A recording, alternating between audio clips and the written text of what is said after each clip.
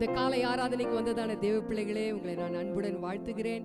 எங்களோடு கூட சேர்ந்து ஆராதிங்கள். கர்த்தர் மேல் நம்பிக்கையா இருக்கிற மனுஷன் அவன் பாக்கியவான். வேதத்திலே பார்க்கிறோம், கர்த்தரை நம்பியிருந்ததான எசேக்கியா ராஜா அவனுடைய நம்பிக்கை வீண் போகவில்லை. அவன் கர்த்தர் மேல் நம்பிக்கையா இருந்தபடினாலே கர்த்தரே அவனுக்காக யுத்தங்களை செய்தார். கர்த்தர் அவனுக்காக முன்னின்று எல்லாவற்றையும் நடத்தி தந்தார். பஞ்ச காலத்திலும் எந்த விதமான போர் நாட்களிலும் அந்த எசேக்கியா ராஜாவின் கால்கள் தளராதபடிக்கு கர்த்தர் அவனை பார்த்து கொண்டார். அதே தேவன் இந்த நாள்ல நாம் இந்த பாடலை பாடுகிறதான சமயத்துல கர்த்தர் மேல் நான் நம்பிக்கை வைத்திருக்கிறேன் என்று சொல்லி நம்ம வாயால அறிக்கையிடும் பொழுது அந்த தேவன் நம்மளை ஒரு நாள் கைவிட மாட்டார். ஆமென். நம்ம எல்லாம் சேர்ந்து கரங்களை தட்டி நம்ம எல்லாம் பாடுவோமா? ஆமென். ஹalleluya. கர்த்தர் மேல் நம்பிக்கை வைக்கும் மனுஷன் கர்த்தரை நம்பிக்கையை கொண்ட மனுஷன் கர்த்தர் மேல் நம்பிக்கை வைக்கும் மனுஷன் கர்த்தரை நம்பிக்கையை கொண்ட மனுஷன் கர்த்தர் மேல் பாரத்தை வைத்து விட்டேன், அவரே என்னை ஆதரிப்பார். கர்த்தரையே நான் நம்பியுள்ளேன், ஒருபோதும் தள்ளாட விட மாட்டார். கர்த்தர் மேல் பாரத்தை வைத்து விட்டேன், அவரே என்னை ஆதரிப்பார். கர்த்தரையே நான் நம்பியுள்ளேன், ஒருபோதும் தள்ளாட விட மாட்டார். உஷ்ணம் வருவதை பாராமல் என் இலைகள் பச்சையாகவே இருக்கும். மழை தாழ்ச்சியா இருக்கிறதான வருஷங்களையும் வருத்தமின்றி நம்ம கனிகளை தருவோம். நம்ம எல்லாம் சேர்ந்து பாடுவோமா? ஆமென். உஷ்ணம் வருவதை பாராமல் என் இலைகள் பச்சையாயிருக்கும். மழை தாழ்ச்சியான வருஷங்களிலும் வருத்தமின்றி கனி கொடுக்கும். உஷ்ணம் வருவதை பாராமல் என் இலைகள் பச்சையாயிருக்கும். மழை தாழ்ச்சியான வருஷங்களிலும் வருத்தமின்றி கனி கொடுக்கும். என் வேர்கள் தண்ணீருக்குள், என் நம்பிக்கை இயேசுவின் மேல். என் வேர்கள் தண்ணீருக்குள், என் நம்பிக்கை இயேசுவின் மேல். கர்த்தர் மேல் நம்பிக்கை வைக்கும் மனுஷன் நான், கர்த்தரை நம்பிக்கையாய் கொண்ட மனுஷன் நான். கர்த்தர் மேல் பாரத்தை வைத்து விட்டேன், அவரை என்னை ஆதரிப்பார். கர்த்தரையே நான் நம்பி உள்ளேன், ஒருபோதும் தள்ளாட விட மாட்டார். நீர்கால்கள் ஓரம் நடப்பட்டு என் காலத்தில் கனியை கொடுப்பேன். இலையுதிரா மரம் போல் இருப்பேன், நான் செய்வதெல்லாம் வாய்க்க செய்வேன். நீர்கால்கள் ஓரம் நடப்பட்டு என் காலத்தில் கனியை கொடுப்பேன். இலையுதிரா மரம் போல் இருப்பேன், நான் செய்வதெல்லாம் வாய்க்க செய்வேன். வேதத்தில் பிரியம் கொண்டு ராப்பகல் தியானிப்பதால், வேதத்தில் பிரியம் கொண்டு அதை ராப்பகல் தியானிப்பதால், கர்த்தர் மேல் நம்பிக்கை வைக்கும் மனுஷன் நான். அமேனையா. கர்த்தர் மேல் நம்பிக்கையாய் கொண்ட மனுஷன் நான். கர்த்தர் மேல் பாரத்தை வைத்து விட்டேன், அவரே என்னை ஆதரிப்பார். கர்த்தரையே நான் நம்பி உள்ளேன், ஒருபோதும் தள்ளாட விட மாட்டார். கர்த்தர் மேல் பாரத்தை வைத்து விட்டேன், அவரே என்னை ஆதரிப்பார். கர்த்தரையே நான் நம்பி உள்ளேன், ஒருபோதும் தள்ளாட விட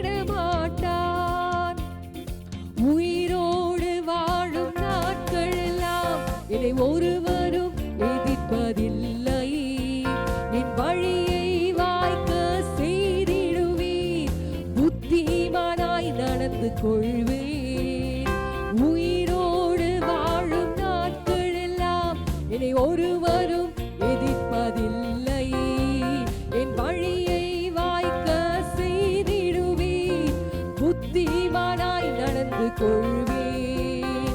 வாய்விட்டு பிரிவதில்லை, அதை தியானிக்க மறப்பதில்லை.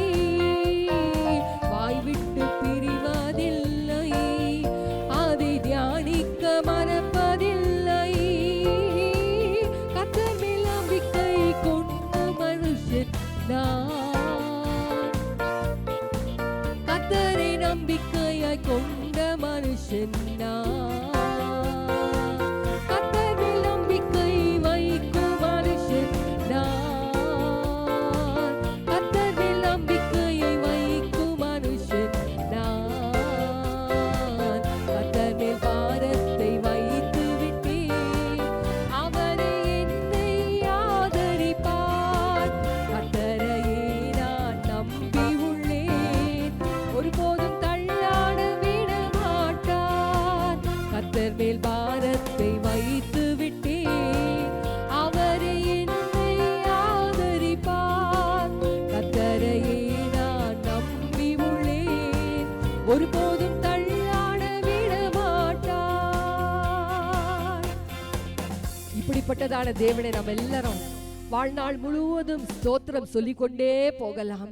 ஆண்டவரே, இந்த ஆசீர்வாதங்களுக்கெல்லாம் நான் தகுதியற்றவள் ஆண்டவரே. ஒவ்வொருவரும் இந்த நாளிலே அந்த இயேசுவின் ரத்தத்தின் மூலமாக தான் இன்றைக்கு தகுதி பெற்று இருக்கிறோம். ஆண்டவரை பார்த்து நம்ம எல்லாம் சொல்லிக்கொண்டே இருக்கலாமா? அப்பா, நான் உம்மை ஸ்தோத்திரித்து கொண்டே இருப்பேன் ஆண்டவரே. ஏசு ಸ್ತೋತ್ರವಾ ಹೇಳುತ್ತಾ ಇರುವೆ. ಎಲ್ಲ ನಮ್ಮೆಲ್ಲ சொல்லுவோமா? ನಾ ಸ್ತೋತ್ರವ ಹೇಳುತ್ತಾ ಇರುವೆ. ஏசு ಸ್ತೋತ್ರವ ಹೇಳುತ್ತಾ ಇರುವೆ. சொல்லுவோமா? ಆಮೆನ್. ನಾ ಸ್ತೋತ್ರವ ಹೇಳುತ್ತಾ ಇರುವೆ. ஏசு ಸ್ತೋತ್ರವ ಹೇಳುತ್ತಾ ಇರುವೆ. ಸ್ತೋತ್ರ ಸ್ತೋತ್ರ ಸ್ತೋತ್ರ ಸ್ತೋತ್ರ ಸ್ತೋತ್ರ ಸ್ತೋತ್ರ ಸ್ತೋತ್ರ ಸ್ತೋತ್ರ. ನಾ ಪಾಪದಲ್ಲಿ ಮುಳುಗಿದ್ದಾಗ ನಿನ್ನಿಂದ ನಾನು ಹೋದಾಗ, ನಾ ಪಾಪದಲ್ಲಿ ಮುಳುಗಿದ್ದಾಗ ನಿನ್ನಿಂದ ನಾನು ಹೋದಾಗ, ನೀನೇ ನನ್ನ ಬಿಡಿಸಿ ನಿನ್ನ ಮಾರ್ಗದಿ ನನ್ನ ನಡೆಸಿ. ನೀನೇ ನನ್ನ ಬಿಡಿಸಿ ನಿನ್ನ ಮಾರ್ಗದಿ ನನ್ನ ನಡೆಸಿ. ನಾ ಸ್ತೋತ್ರವ ಹೇಳುತ್ತಾ ಇರುವೆ. ನಾ ಸ್ತೋತ್ರವ ಹೇಳುತ್ತಾ ಇರುವೆ. ನಾ ಸ್ತೋತ್ರವ ಹೇಳುತ್ತಾ ಇರುವೆ. ಯೇಸು ಸ್ತೋತ್ರವ ಹೇಳುತ್ತಾ ಇರುವೆ. ಸ್ತೋತ್ರ ಸ್ತೋತ್ರ ಸ್ತೋತ್ರ ಸ್ತೋತ್ರ ಸ್ತೋತ್ರ ಸ್ತೋತ್ರ ಸ್ತೋತ್ರ ಸ್ತೋತ್ರ. ಯೇಸುವೆ ನಿನ್ ಬಾಳಿನ ಬಾರಲು ಬದಲಾಯಿತು ನನ್ನ ಜೀವನ. ಯೇಸುವೆ ನೀ ನನ್ನ ಸ್ಪರ್ಶಿಸಲು ನಿರ್ಮಿಸಿದೆ ನನ್ನ ಜೀವನ. ಯೇಸುವೆ ನಿನ್ ಬಾಳಿನ ಬಾರಲು ಬದಲಾಯಿತು ನನ್ನ ಜೀವನ. ಯೇಸು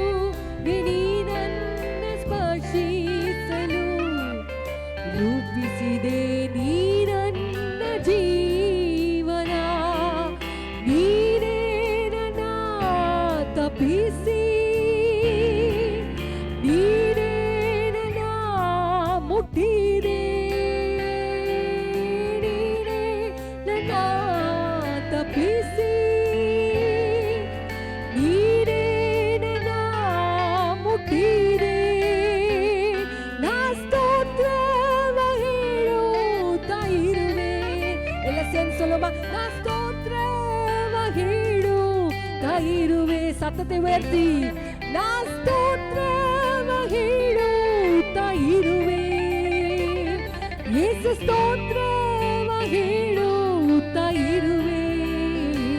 ಸ್ತೋತ್ರ ಸ್ತೋತ್ರ ಸ್ತೋತ್ರ ಸ್ತೋತ್ರ ಸ್ತೋತ್ರ ಸ್ತೋತ್ರ. ಹಲ್ಲೆಲೂಯಾ. ಸ್ತೋತ್ರಂ ಸ್ತೋತ್ರಂ ಸ್ತೋತ್ರಂ. ಓ ಸ್ತೋತ್ರ. ಯೇಸುವೆ ನಿನ್ನನ್ನ ಪ್ರೀತಿಸಿದೆ, ನನ್ನ ನೀ ಮಗಳಾಗಿ ಮಾಡಿದೆ. ಯೇಸುವೆ ನಿನ್ ಪ್ರೀತಿ ತೋರಿಸಿದೆ, ನನ್ನ ನೀ ಮಗಳಾಗಿ ಮಾಡಿದೆ. ನಿನ್ನ ರಕ್ತವ ಸುರಿಸಿ ಹೊಸ ಜೀವ ನನಗೆ ಕೊಟ್ಟಿ.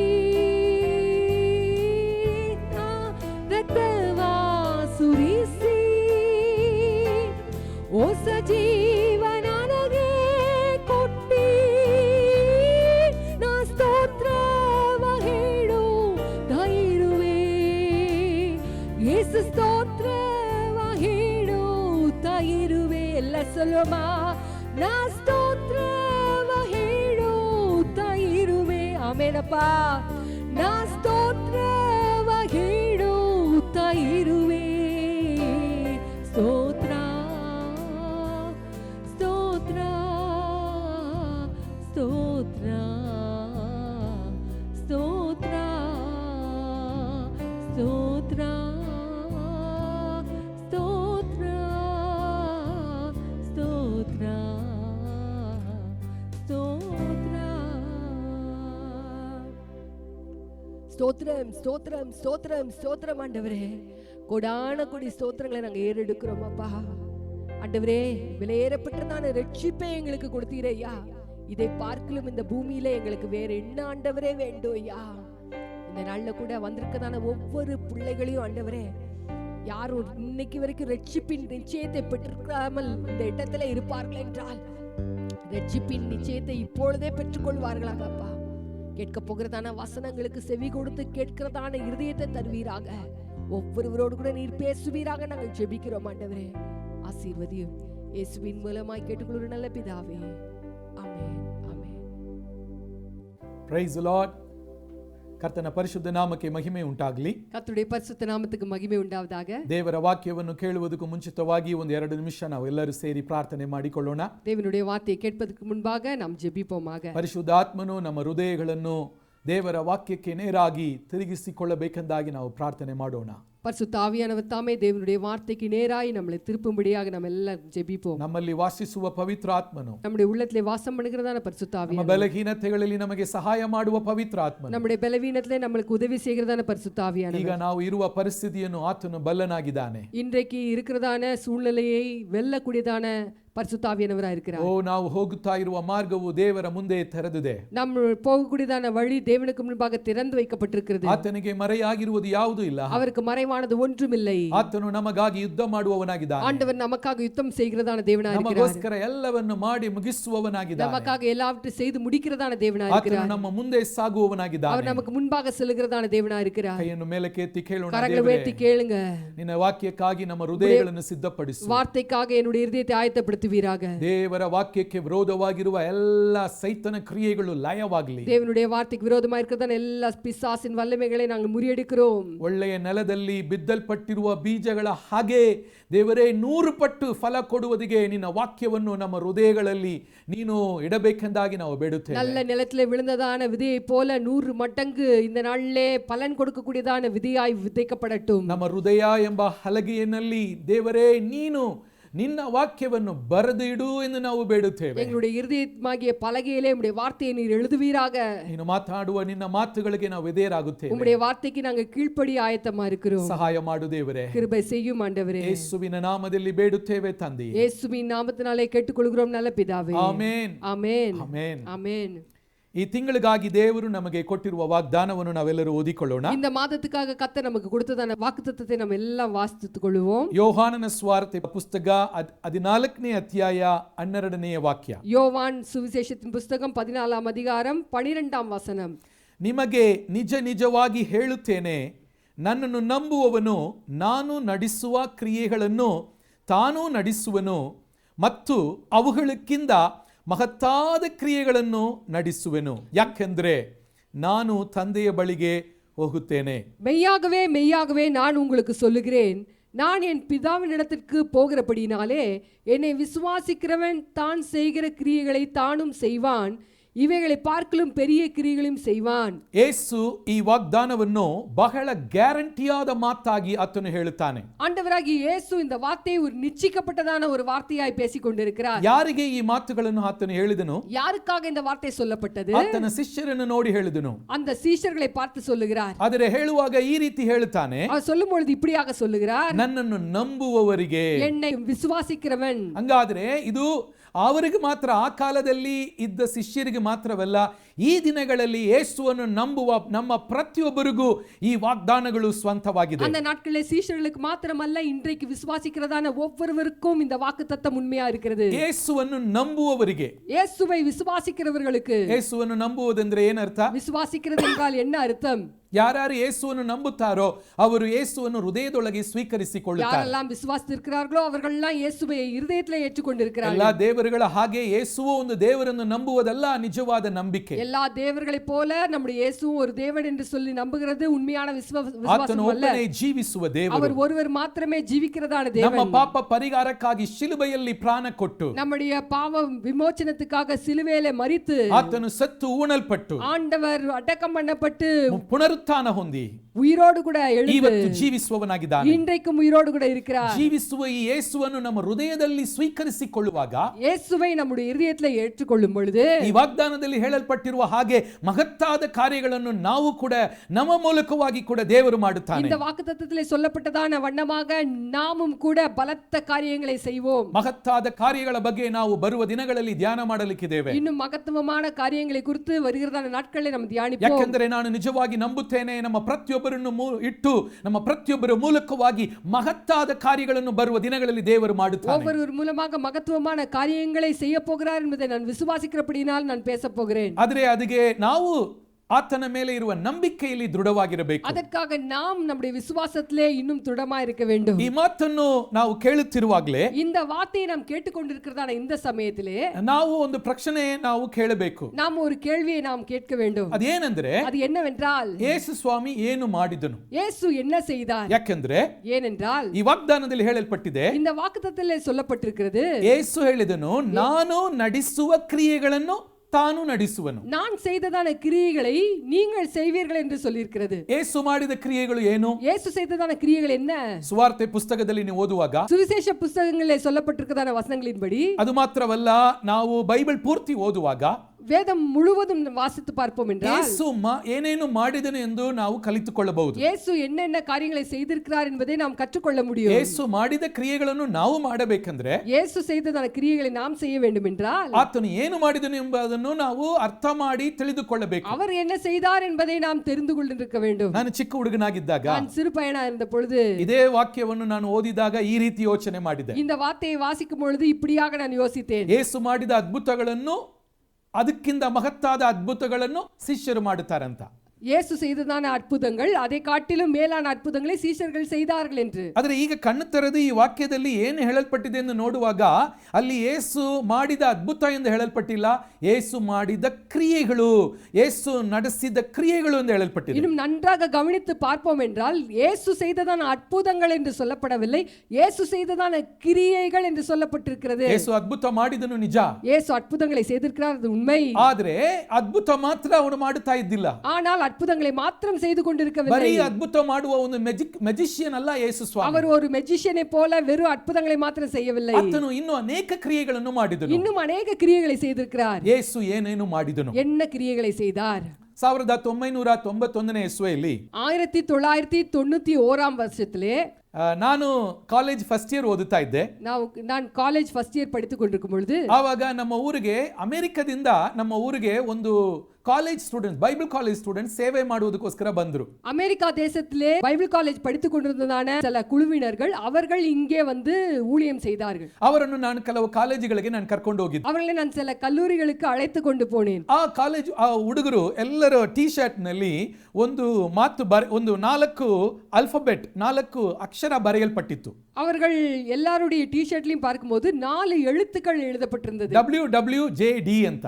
WWJD என்று. ಅದು ಟಿ ಶರ್ಟ್ ನಲ್ಲಿ ಮಾತ್ರ ಅಲ್ಲ, அது டி-ஷர்ட்ல மாத்திரமல்ல, ಅವರೆಲ್ಲರ ಕೈಗಳಲ್ಲಿ ಒಂದು ಬ್ರೇಸ್ಲೆಟ್ ಹಾಕಿದ್ರು. அவருடைய கைகள்ல இருந்ததான அந்த பிரேஸ்லெட்லயும் ಅದರಲ್ಲಿಯೂ ಅವರು WWJD ಎಂದು ಬರೆದಿದ್ರು. அதுலயுமே WWJD என்று ಇನ್ನು எழுதப்பட்டிருந்தது. ಅವರ ಕೆಲವು ಪುಸ್ತಕಗಳು ಇಟ್ಕೊಂಡಿದ್ರು. அவர்கள் வைத்திருந்ததான ಎಲ್ಲ புத்தகங்களையும் ಪುಸ್ತಕದಲ್ಲಿ ಚಿಕ್ಕ ಚಿಕ್ಕ ಪುಸ್ತಕಗಳಲ್ಲಿಯೂ WWJD ಎಂದು ದೊಡ್ಡದಾಗಿ ಬರೆಯಲ್ಪಟ್ಟಿತ್ತು. அந்த புத்தகங்களையும் அவண்ணமாகவே எழுதப்பட்டிருந்தது. ಅದೇನು ಅದು WWJD? அது என்ன WWJD? What would Jesus do? ಯೇಸು ಏನು ಮಾಡಿದನು?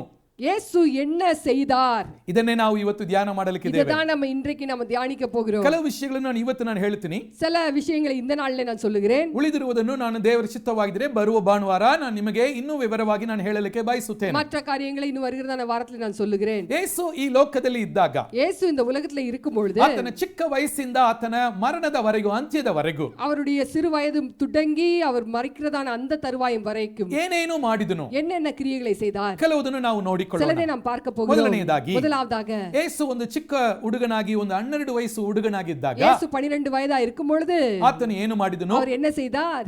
ಲೂಕ 2ನೇ ಅಧ್ಯಾಯದಲ್ಲಿ, லூக்கா எழுதின சுவிசேஷம் 2ஆம் அதிகாரத்திலே 41ನೇ ವಾಕ್ಯದಿಂದ 52ನೇ ವಾಕ್ಯದವರೆಗೂ ನಾವು ಓದುವಾಗ 41ஆம் வசனத்திலிருந்து 51ஆம் வசனம் வரைக்கும் வாசிக்கும் பொழுது ಈ ಘಟನೆ ಹೇಳಲ್ಪಟ್ಟಿದೆ. இந்த ஒரு சம்பவம் சொல்லப்பட்டிருக்கிறது. ಯೇಸು ತನ್ನ ತಂದೆ ತಾಯಿ ಜೊತೆ ಅವರು ಯೆರೂಸಲೇಮಿಗೆ ದೇವರ ಆಲಯಕ್ಕೆ ಒಂದು ಹಬ್ಬವನ್ನು ಆಚರಿಸುವುದಕ್ಕೋಸ್ಕರ, ದೇವರನ್ನು ಆರಾಧನೆ ಮಾಡುವುದಕ್ಕೋಸ್ಕರ ಹೋಗಿದರು. ஒரு பண்டிகையை ஆசரிக்கும்படியாக தன்னுடைய தாய் தகப்பனாரோடு கூட எருசலேம் தேவாலயத்துக்கு சென்றிருந்ததை பார்க்கிறோம். ಯೆರೂಸಲೇಮಿನಲ್ಲಿ ಹಬ್ಬ ಎಲ್ಲ ಆಗಿದ ಮೇಲೆ, எல்லா பண்டிகை முடிந்த பின்பு ಅವರೆಲ್ಲರೂ ಮತ್ತೆ ತಿರುಗಿ ಮನೆಗಳಿಗೆ ಹೋಗಿದರು. அவர்கள் எல்லாருமே திரும்ப அவர்களுடைய வீடுகளுக்கு சென்றார்கள். 12 ವಯಸ್ಸು ಯೇಸು ಕ್ರಿಸ್ತನು ಮಾತ್ರ ஆனால் 12 ವಯது நிரம்பினதான இயேசு மாத்திரம் ಯೆರೂಸಲೇಮಿನಲ್ಲಿಯೇ ಇದ್ದು ಬಿಟ್ಟನು. எருசலேமிலே இருந்து விட்டார். ದೇವಾಲಯದಲ್ಲಿ, தேவாலயத்திலே ಅಲ್ಲಿ ಇದ್ದ ದೊಡ್ಡ ದೊಡ್ಡ ವಿದ್ಯಾರ್ಥಿಗರ ಬಳಿಗೆ ಕುಳಿತುಕೊಂಡು ಮಾತನಾಡಿದನು. அதிலே மிகவும் பட்டம் படித்ததான பெரிய பெரிய மேதாவிகள் இடத்திலே அவர் பேசிக் கொண்டிருக்கிறார். ಒಂದು ದಿನ ಆಯ್ತು, 2 ದಿನ ಆಯ್ತು, 3 ದಿನ ಆಯ್ತು. 1 2 3 நாட்கள் ஆகிவிட்டது. ಯೇಸುವಿನ ತಂದೆ ತಾಯಿ ಆತನನ್ನು ಹುಡುಕಿದರು. இயேசுவின் தந்தை தாய் அவர்களை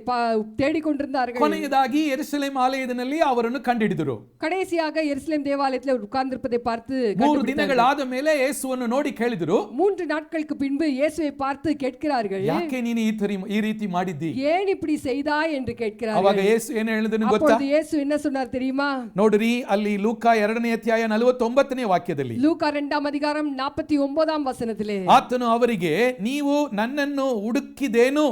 ನಾನು ನನ್ನ ತಂದೆಯ ಮನೆಯಲ್ಲಿ ಇರಬೇಕಾಯಿತು, ನಿಮಗೆ ತಿಳಿಯಲಿಲ್ವೇ ಎಂದು ಉತ್ತರ ಕೊಟ್ಟನು. அதற்கு அவர், நீங்கள் ஏன் என்னை தேடினீர்கள்? என் பிதாவுக்கு அடுத்தவைகளில் நான் இருக்க வேண்டியது என்று அறியீர்களா என்றார். ನೋಡ್ರಿ, ನಾನು ನನ್ನ ತಂದೆಯ ಮನೆಯಲ್ಲಿ ಇರಬೇಕಾದಿತ್ತು. என் பிதாவுக்கு அடுத்தவைகளில் நான் இருக்க வேண்டியது என்று நீங்கள் அறியவில்லையா? ಇಲ್ಲಿ ನಾನು ನೋಡುವುದು ಏನಂದ್ರೆ, இதில் நான் பார்க்கிறது என்ன? ಯೇಸು ಈ ಲೋಕದಲ್ಲಿ ಇರುವಾಗ ಏನು ಮಾಡಿದನು? இயேசு என்ன செய்தார்? ತನ್ನ ತಂದೆಯನ್ನು ಪ್ರೀತಿ ಮಾಡಿದನು. தன்னுடைய தகப்பன் பிதாவை நேசித்தார். ಈ ಲೋಕದಲ್ಲಿ ಅವರನ್ನು ಪಡೆದುಕೊಂಡ ತಾಯಿ ಮರಿಯಳಿದ್ದರು. இந்த உலகத்திலே பெற்றெடுத்ததான தாய் மரியாள் இருந்தார்கள். ಆತನನ್ನು ಸಾಕಿದ ತಂದೆಯಾದ ಯೋಸೇಫನು ಇದ್ದನು. அவரை வளர்த்ததான யோசேப்பு இருந்தார். ಆದರೆ ಅದಕ್ಕಿಂತ ಹೆಚ್ಚಾಗಿ ಪರಲೋಕ ತಂದೆಯ ಜೊತೆ ಅವರಿಗೆ ಒಂದು ಪ್ರೀತಿಯ ಸಂಬಂಧವನ್ನು ಯಾವಾಗಲೂ ಇಟ್ಟುಕೊಂಡಿದ್ದರು. அதற்கு மேலாக பிதாவின் மேல் அவருக்கு அளவு கடந்ததான அன்பு வைத்திருந்தார். ಇದನ್ನು ನಾವು ಈ ಒಂದು ಸ್ಥಳದಲ್ಲಿ ಮಾತ್ರ ಅಲ್ಲ, ಯೇಸು ಕ್ರಿಸ್ತನ ಜೀವಮಾನವೆಲ್ಲ ಆತನ ಸೇವೆಯಲ್ಲಿ ಕೂಡ ನಾವು ಅದನ್ನು ನೋಡುತ್ತೇವೆ. இது ஒரு ஸ்தலத்திலே மாத்திரம் நாம் பார்க்க ஆண்டவராகிய இயேசு செய்ததான ஊழியங்கள் அனைத்திலுமே நம்ம பார்க்கிறோம். ಪ್ರತಿದಿನ ಮುಂಜಾನೆ ಎಲ್ಲರೂ ಎದ್ದೇಳುವುದಕ್ಕೂ ಮುಂಚೆ ಯೇಸು ಎದ್ದು ತಂದೆಯ ಜೊತೆ ಆತನು ಪ್ರಾರ್ಥನೆ ಮೂಲಕವಾಗಿ ಆತನು ಮಾತನಾಡುತ್ತಾ ಇದ್ದರು. எல்லாரும் எழும்புவதற்கு முன்பாக இருட்டோடே அதிகாலையிலே எழுந்து இயேசு பிதாவோடு கூட பேசுகிறதை பார்க்கிறோம். ಮಾರ್ಕ 1ನೇ ಅಧ್ಯಾಯ 35ನೇ ವಾಕ್ಯದಲ್ಲಿ ನಾವು ಅದನ್ನು ನೋಡುತ್ತೇವೆ. ಮಾರ್ಕ 1ಆம் அதிகாரம் 35ஆம் வசனத்தில் நாம் பார்க்கிறோம். ಮುಂಜಾನೆ ಇನ್ನು ಮೊಬ್ಬಿರುವಾಗ ಆತನು ಎದ್ದು ಹೊರಟು ಅಡವಿಯ ಸ್ಥಳಕ್ಕೆ ಹೋಗಿ ದೇವರನ್ನು ಪ್ರಾರ್ಥಿಸಿದ್ದನು. அவர் அதிகாலையிலே எழுந்து புறப்பட்டு வனாந்தரமான ஓரிடத்திற்கு போய் அங்கே ஜெபம் பண்ணினார். ಯೇಸು ಏನು ಮಾಡಿದನೋ ಅದನ್ನೇ ನಾವು ಮಾಡಬೇಕು ಪ್ರಿಯರೇ. இயேசு செய்ததான கிரியைகளை நாமும் செய்ய வேண்டும். ಯೇಸು ಕ್ರಿಸ್ತನು ಎಷ್ಟೋ ಬ್ಯುಸಿ ಆಗಿದ್ದನು. ஆண்டவராகிய இயேசு எத்தனையோ அலுவல்களிலே இருந்தார். ನಾವು ಬೈಬಲಲ್ಲಿ ನಾವು ನೋಡುತ್ತೇವೆ. வேதத்திலே நாம் பார்க்கிறோம். ಮುಂಜಾನೆಯಿಂದ ರಾತ್ರಿವರೆಗೂ ಆತನು ಸೇವೆ ಮಾಡಿದನು. காலையிலிருந்து ராத்திரி வரைக்கும் ஊழியம் செய்தார். ಅನೇಕ ಸ್ಥಳಗಳಿಗೆ ನಡಕೊಂಡು ಹೋಗಿ ಸೇವೆ ಮಾಡಿದನು. கால்நடையாய் அநேக ஸ்தலங்களுக்கு போய் ஊழியம் செய்கிறதை பார்க்கிறோம். ಕೆಲವು ಸ್ಥಳಗಳಲ್ಲಿ ಸೂರ್ಯ ಮುಳುಗಿದ ಮೇಲೆ ಕೂಡ ಜನರು ಅವರನ್ನು ಹುಡುಕಿ ಬಂದರು, ಅವರನ್ನು ವಾಸಿ ಮಾಡಿ ಅವರಿಗೆ ಸೇವೆ ಮಾಡುತ್ತಾ ಇದ್ರು. சில சமயங்களில் சூரியன் அஸ்தமித்த பின்பு கூட ஜனங்கள் வியாதியஸ்தர்களை கொண்டு வந்தார்கள், அவர்களுக்கு ஊழியம் செய்ததை பார்க்கிறோம். ಆದರೂ ಮುಂಜಾನೆಯಲ್ಲಿ ಇನ್ನೂ ಮೊಬ್ಬಿರುವಾಗಲೇ ಆತನು ಎದ್ದು ಆತನು ಅಡವಿಯ ಸ್ಥಳಕ್ಕೆ ಹೋಗಿ ಪ್ರಾರ್ಥನೆ ಮಾಡಿದನು. ஆனாலும் அதிகாலை இருட்டோட எழுந்து வனாந்தரமான இடத்திலே புறப்பட்டு போய் ஜெபித்தார் என்று ದೇವರ பார்க்கிறோம். ಮಕ್ಕಳೇ, ಇಲ್ಲಿ ನಾವು ಕಲಿತುಕೊಳ್ಳಬೇಕಾಗಿರುವ ಬಹಳ ಮುಖ್ಯವಾದ ಒಂದು ಪಾಠ ಏನೆಂದರೆ, இதிலே நாம் கற்றுக்கொள்ள வேண்டியதான முக்கியமான ஒரு பாடம் என்னவென்றால், ಮುಂಜಾನೆ ಪ್ರಾರ್ಥನೆ ನಮಗೆ ಬಹಳ ಅವಶ್ಯವಾಗಿದೆ. அதிகாலை ஜெபம் நம்ம எல்லாருக்குமே மிகவும் அவசியமானது. ನಮ್ಮಲ್ಲಿ ಕೆಲವರು ಯೇಸು ಕ್ರಿಸ್ತನಿಗಿಂತ ನಾವು ಹೆಚ್ಚು ಬಿಸಿಯಾಗಿದ್ದವರ ಹಾಗೆ ನಾವು ಕಾಣಲ್ಪಡುತ್ತೇವೆ. இயேசுவை காட்டிலும் மிகவும் அலுவலவர்களாய் இருக்கிறவர்களாய் காண்பித்துக் கொள்கிறோம். ಸಾಮಾನ್ಯವಾಗಿ ಮನುಷ್ಯ ಸ್ವಭಾವ ಏನೆಂದರೆ, நம்முடைய சராசரியான மனுஷ சுபாவம் என்னவென்றால், ಬೆಳಿಗ್ಗೆ ಎದ್ದ ತಕ್ಷಣ ಯಾವುದು ನಮ್ಮ ಮನಸ್ಸಿಗೆ ಮೊದಲನೇದಾಗಿ ಬರುತ್ತದೆ? காலையில எழுந்த உடனே நம்முடைய மனதிலே வருகிறதான காரியம் என்ன? ನಮ್ಮ ಗುರಿ, நம்மளுடைய லட்சியம், ನಮಗಿರುವ ನಂಬಿಕೆ, நமக்கு இருக்கிறதான நம்பிக்கை, ನಮಗಿರುವ ಆಸೆಗಳು, நமக்கு இருக்கிறதான ನಾವು ஆசைகள், ಯಾವುದು ಸಾಧನೆ ಮಾಡಬೇಕೆಂದಿದ್ದೇವೆ நம்ம எதை சாதிக்க வேண்டும், ಅದೇ ನಮ್ಮ ಮೈಂಡ್ಗೆ ಫಸ್ಟ್ ಬರುತ್ತದೆ. அதுதான் நம்மளுடைய மனசுல முதலாவதாக வருகிறது. ಎದ್ದ ತಕ್ಷಣ ಕೆಲವರು ಅದನ್ನೇ ಮಾಡುತ್ತಾರೆ. எழுந்த உடனே அதை தான் செய்கிறோம். ಕೆಲವರು ಎದ್ದ ತಕ್ಷಣ ಟಿವಿ ನೋಡುತ್ತಾರೆ. சிலர் எழுந்த உடனே டிவி பார்க்கிறார்கள். ಇವತ್ತು ಎಷ್ಟು ಜನರು ಸತ್ತಿದ್ದಾರೆ ಕೊರೋನಾ ಮೂಲಕವಾಗಿ? இந்த நாள்ல எத்தனை பேர் மரித்திருக்கிறார்கள் கொரோனால? ಪ್ರಿಯ ದೇವರ ಮಕ್ಕಳೇ, பிரியமான தேவ பிள்ளைகளே, ಯಾವುದನ್ನು ನಾವು ಮಾಡುವುದಕ್ಕೂ ಮುಂಚೆ, எல்லா எதை செய்வதற்கு முன்பாகவும், ಬೇರೆ ಯಾವ ಕೆಲಸ ಮಾಡುವುದಕ್ಕೂ ಮುಂಚೆ, வேற எந்த வேலையை செய்வதற்கு முன்பாகவும், ಮುಂಜಾನೆಯಲ್ಲಿ ನಾವು ಮೊದಲನೆಯದಾಗಿ ಯೇಸುವನ್ನು ಹುಡುಕುವವರಾಗಿರೋಣ. காலையிலேயே தேவனாகிய இயேசுவின் முகத்தை தேடுவோமாக. ನಾವು ಈ ರೀತಿ ಮಾಡುವಾಗ இப்படியாக நாம் செய்யும் பொழுது ಆತನಿಗೆ ಪ್ರಾಮುಖ್ಯತ್ವ, ಆತನಿಗೆ ಪ್ರಯಾರಿಟಿ ಕೊಡುವವರಾಗಿದ್ದೇವೆ. நாம் ஆண்டவருக்கு முக்கியத்துவம் கொடுக்கிறவர்களா இருக்கிறோம். ಕೆಲವರು ಹೇಳ್ತಾರೆ, ನನಗೆ ತುಂಬಾ ಕೆಲಸ ಇದೆ, ಟೈಮ್ ಇಲ್ಲ ನನಗೆ ಪ್ರಾರ್ಥನೆ ಮಾಡಕ್ಕೆ ಅಂತ. சிலர் சொல்லுகிறார்கள், எனக்கு நிறைய வேலைகள் இருக்குது, எனக்கு ஜெபிப்பதற்கு எனக்கு நேரம் இல்லை என்று. ಆದ್ರೆ ಒಂದು ದೊಡ್ಡ ದೇವರ ಸೇವಕರು ಹೇಳಿದರು, ஆனால் ஒரு பெரிய தேவனுடைய ஊழியக்காரர் சொல்லுகிறார், ದೇವರ ರಾಜ್ಯದಲ್ಲಿ ದೊಡ್ಡ ಸಾಧನೆ ಮಾಡಿದ ಒಂದು ಉತ್ತಮವಾದ ಒಂದು ದೈವ ಸೇವಕರು, தேவனுடைய ஊழியத்திலே பெரிய சாதனைகளை சாதித்ததான தேவனுடைய மனுஷன், ಯಾವಾಗ ನನಗೆ ಹೆಚ್ಚು ಕೆಲಸ ಇದೆಯೋ ಆವಾಗಲೇ ನಾನು ಹೆಚ್ಚು ಪ್ರಾರ್ಥನೆ ಮಾಡುತ್ತೀನಿ. எப்பொழுது எனக்கு மிகுந்த வேலைகள் இருக்கிறதோ அந்த நாள்ல தான் நான் அதிகமாய் ஜெபிப்பேன் என்று சொல்லி, ಈ ದಿನಗಳು, இந்த நாட்களிலே ಇದುವರೆಗೂ ನಾವು ಮಾಡಿದ್ದಕ್ಕಿಂತ ಹೆಚ್ಚಾಗಿ ಪ್ರಾರ್ಥನೆಯಲ್ಲಿ ನಾವು ಕಳೆಯಬೇಕು ಪ್ರಿಯರೇ. இதுவரைக்கும் இல்லாத அளவுக்கு நாம் எல்லாருமே ஜெபத்திலே கழிக்க வேண்டும். ನಮ್ಮೆಲ್ಲರಿಗೂ ಕೆಲಸಗಳಿದೆ ನಿಜ, நம்ம எல்லாருக்குமே வேலைகள் இருக்கிறது உண்மை. ಆದರೆ ಯಾವುದಕ್ಕೆ ಪ್ರಯಾರಿಟಿ ಕೊಡುತ್ತೇವೆ? ஆனால் எதற்கு முக்கியத்துவம் கொடுக்கிறோம்? ಮುಂಜಾನೆ ಎದ್ದು ನಾವು ಪ್ರಾರ್ಥಿಸುವಾಗ, அதிகாலையில எழுந்து ஜெபிக்கும் பொழுது ದಿನ ಪೂರ್ತಿ ನಮಗೆ ಸ್ಮೂತ್ ಆಗಿ, ಈಸಿ ಆಗಿ, ನಾವು ಜಯವಾಗಿ ಅದು ಹೋಗುತ್ತದೆ. அந்த நாள் முழுவதும் ஜெய நாளாய் மாறுகிறது. ಪ್ರಾರ್ಥನೆ ಮಾಡಿದವರಿಗೆ ಅದು ನಾನು ಹೇಳುವುದು ಅರ್ಥ ಆಗ್ತದೆ. ஜெபிக்கிறதான தேவ பிள்ளைகளுக்கு இது புரியும் என்று நம்புகிறேன். ಪ್ರಾರ್ಥನೆ ಮಾಡಿದ ದಿನಗಳಿಗೂ ಪ್ರಾರ್ಥನೆ ಮಾಡದೇ ಇರುವ ದಿನಗಳಿಗೂ ವ್ಯತ್ಯಾಸ ನಮಗೆ ಗೊತ್ತು. ஜெபித்ததான நாட்களுக்கும் ஜெபிக்காத நாட்களுக்கும் வித்தியாசம் உண்டு. ನಾನು ನಿಮಗೆ ಪ್ರೀತಿಯಿಂದ ಇದನ್ನು ನೆನಪು நான் ಮಾಡುತ್ತೇನೆ. உங்களுக்கு அன்போடு கூட சொல்லுகிறேன். ಯೇಸು ಏನು ಮಾಡಿದನು? இயேசு என்ன செய்தார்? ತಂದೆಯನ್ನು ಪ್ರೀತಿಸಿದನು. பிதாவை நேசித்தார். ಆದ್ದರಿಂದ ತಂದೆಯ ಬಳಿಗೆ ಸಮಯ ಕಳೆಯುವುದಕ್ಕೆ ಪ್ರಾಮುಖ್ಯತ್ವ ಕೊಟ್ಟನು. அதனாலே பிதாவின் சமூகத்திலே சமயத்தை கழிப்பதற்கு முக்கியத்துவம் கொடுக்கிறதை ಕೆಲವು பார்க்கிறோம். ಸಮಯಗಳಲ್ಲಿ ದೊಡ್ಡ ಗುಂಪು ಜನರು ಯೇಸುಗೋಸ್ಕರ ವೇಟ್ ಮಾಡ್ತಾ ಇದ್ರು. எத்தனையோ சமயங்களை பார்க்கும்போது திரள் கூட்டமான ஜனங்கள் இயேசுவுக்காக காத்து கொண்டிருக்கிறதை ಆದರೆ பார்க்கிறோம். ಯೇಸು ಅವರಿಂದ ತಪ್ಪಿಸಿ ಹೋಗಿ ಅರಣ್ಯವಾದ ಸ್ಥಳಕ್ಕೆ ಹೋಗಿ ಪ್ರಾರ್ಥನೆ ಮಾಡಿದ್ರು. அவர்களை விட்டு விலகி இயேசு வனாந்தரமான ஒரு இடத்திற்கு போய் ஜெபிப்பதை பார்க்கிறோம். ಫೇಮಸ್ ಆಗುವುದಲ್ಲ ಅವರಿಗೆ ಮನಸ್ಸಿನಲ್ಲಿ ಇದ್ದಿದ್ದು. ஆண்டவராகிய இயேசுவுக்கு ஃபேமஸா இருப்பது முக்கியத்துவம் அல்ல. ಜನರ ಗುಂಪು ಅಲ್ಲ ಅವರಿಗೆ ಮುಖ್ಯ. ಜನருடைய பெரிய திரள் கூட்டம் அவருடைய முக்கியத்துவம் ಪ್ರಿಯ அல்ல. ಸಹೋದರನೇ ಸಹೋದರಿಯೇ, பிரிய சகோதரனே சகோதரியே, ಯೇಸುವಿನ ಹಾಗೆ ನಾವು ನಡೆದುಕೊಳ್ಳೋಣ. இயேசுவை போல நீங்களும் நானும் நடந்து ಆತನು கொள்வோமாக. ಏನು ಯಾವ ಕ್ರಿಯೆಗಳನ್ನು ನಡೆಸಿದನೋ ಅದೇ ತರ ಕ್ರಿಯೆಗಳನ್ನು ದೇವರು ನಮ್ಮ ಮೂಲಕವಾಗಿ ಅದಕ್ಕಿಂತ ಮಹತ್ತಾದ ಕ್ರಿಯೆಗಳನ್ನು ದೇವರು ಮಾಡುತ್ತಾರೆ. அவர் செய்ததான கிரியைகளை போல நாமும் செய்வோமாக. ಎರಡನೇದಾಗಿ, இரண்டாவதாக, ಯೇಸು ನಡೆಸಿದ ಕ್ರಿಯೆ ಏನು? இயேசு செய்ததான கிரியை என்ன? ಆತನು ಏನು ಮಾಡಿದನು? அவர் என்ன செய்தார்? ಯೋಹಾನನ 13ನೇ ಅಧ್ಯಾಯ 1ನೇ ವಾಕ್ಯದಲ್ಲಿ ನೋಡುತ್ತೇವೆ. யோவான் சுவிசேஷத்தின் புத்தகம் 13ஆம் அதிகாரம் 1ஆம் வசனத்திலே பார்க்கிறோம். ಆತನು ತನ್ನ ಜನರನ್ನು, ತನ್ನಗೆ ದೇವರು ಕೊಟ್ಟಿದ್ದ ಶಿಷ್ಯರನ್ನು ಪ್ರೀತಿ ಮಾಡಿದನು. அவர் தமக்கு கொடுக்கப்பட்டதான சீஷர்கள் மேல் அன்பு கூர்ந்தார். ಅದನ್ನು ಬಹಳ ಸುಂದರವಾಗಿ ಯೋಹಾನನು ಬರೆದಿಟ್ಟಿದ್ದಾನೆ. அதுல யோவான் புத்தகத்திலே மிகவும் அழகாக சொல்லப்பட்டிருக்கிறது. ನೋಡ್ರಿ, ಆ ಸುಂದರವಾದ ವಾಕ್ಯವನ್ನು ನಾನು ಓದುತ್ತೀನಿ, ಗಮನಿಸಿ. அந்த வார்த்தையை கவனியுங்கள். ಯೋಹಾನನ ಸುವಾರ್ತೆಯ 13ನೇ ಅಧ್ಯಾಯ 1ನೇ ವಾಕ್ಯ.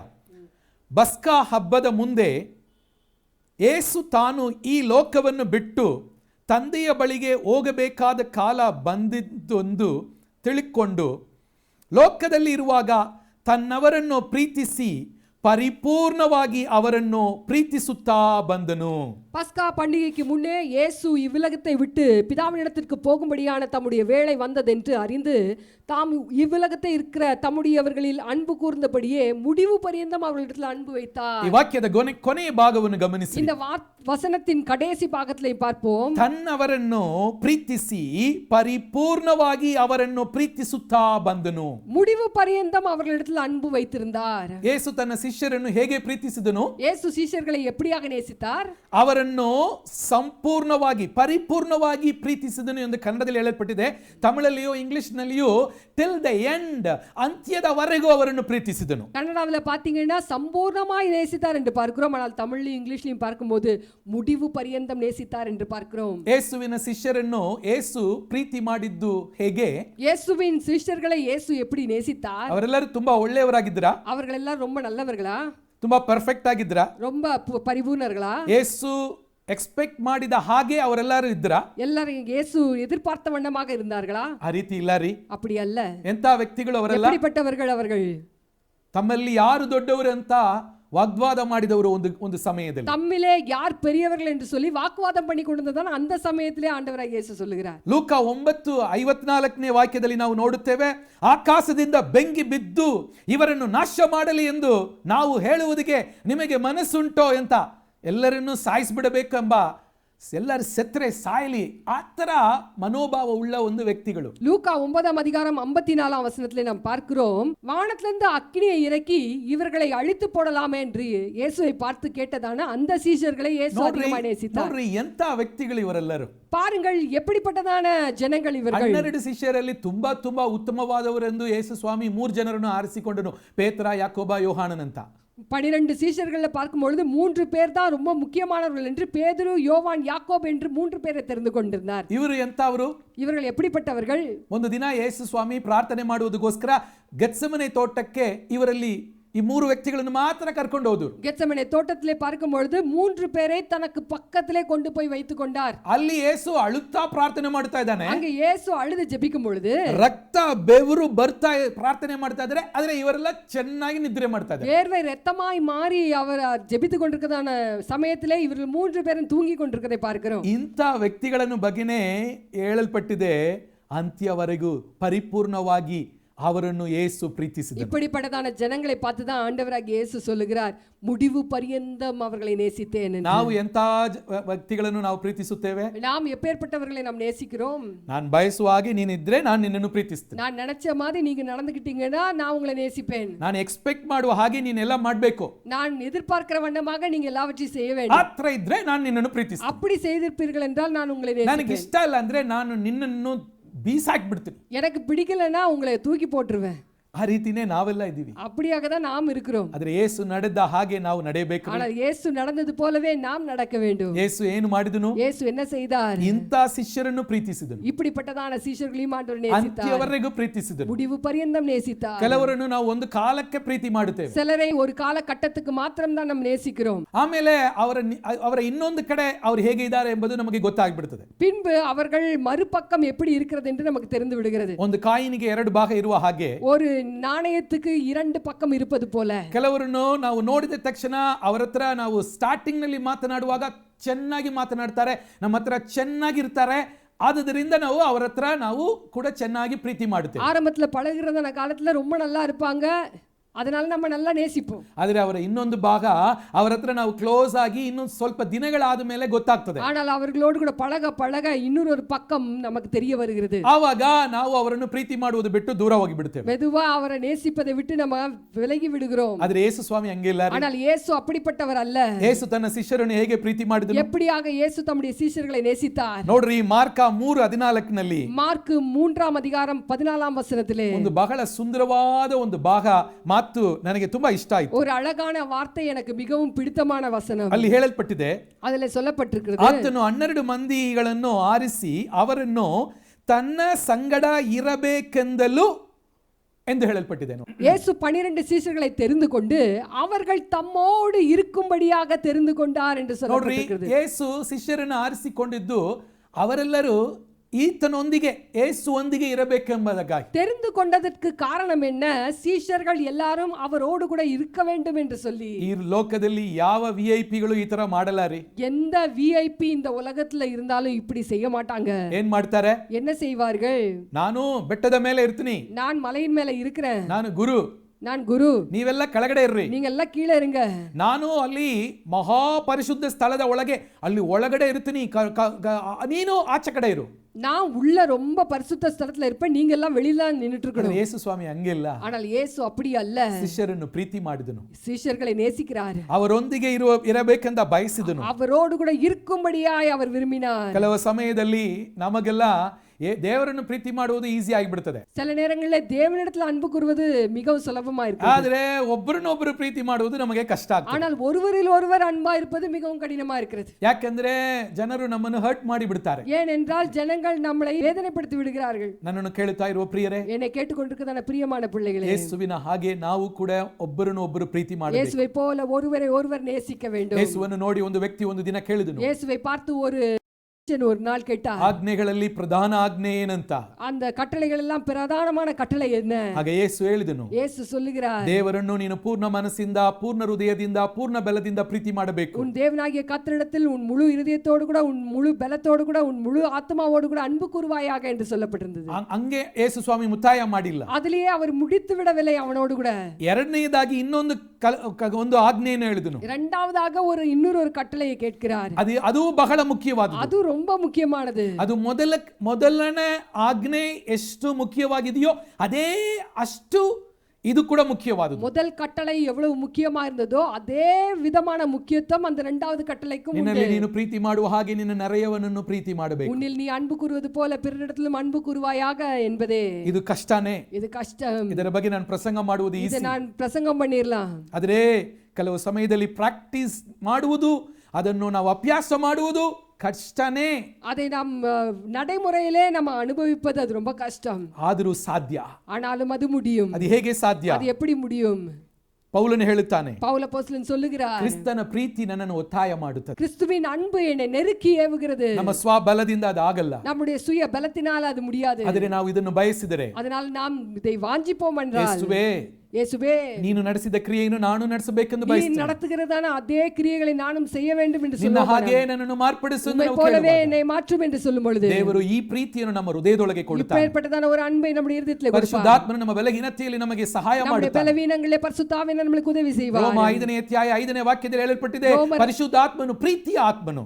ரோமர் 5ஆம் அதிகாரம் 5ஆம் வசனத்திலே பார்க்கிறோம், பரிசுத்த ஆவியானவர் அன்புள்ளவர். ಆತನು ನಮಗೆ ಬಲ ಕೊಡುತ್ತಾನೆ. நமக்கு பலனை கொடுக்கிறதான ಆ அன்புள்ளவர். ಒಂದು ಬಲದಿಂದ, அந்த பலத்தினாலே, ಆ ಪ್ರೀತಿಯಿಂದ அந்த பாசத்தினாலே ನಮ್ಮನ್ನು ಸುತ್ತಲೂ ಇರುವವರನ್ನು ನಾವು ಕೂಡ ಪ್ರೀತಿ ಮಾಡಬಹುದು. நமக்கு சுற்றில் இருக்கிறதான எல்லாரையும் நாம் நேசிப்போம். ಯೇಸು ಹೇಗೆ ಜನರನ್ನು ಪ್ರೀತಿಸಿದನು? இயேசு எப்படியாக ஜனங்களை நேசித்தார்? ಮತ್ತಾಯ 9ನೇ ಅಧ್ಯಾಯ 36ನೇ ವಾಕ್ಯದಲ್ಲಿ ನೋಡುತ್ತೇವೆ. மத்தேயு 9ஆம் அதிகாரம் 36ஆம் வசனத்திலே ನೋಡ್ರಿ, ಅದನ್ನು ನಾನು ನಿಮಗೋಸ್ಕರ ಓದುತ್ತೀನಿ. அதை பார்ப்போம், நம்ம உங்களுக்காக வாசிக்கிறேன். ಮತ್ತಾಯ 9:36.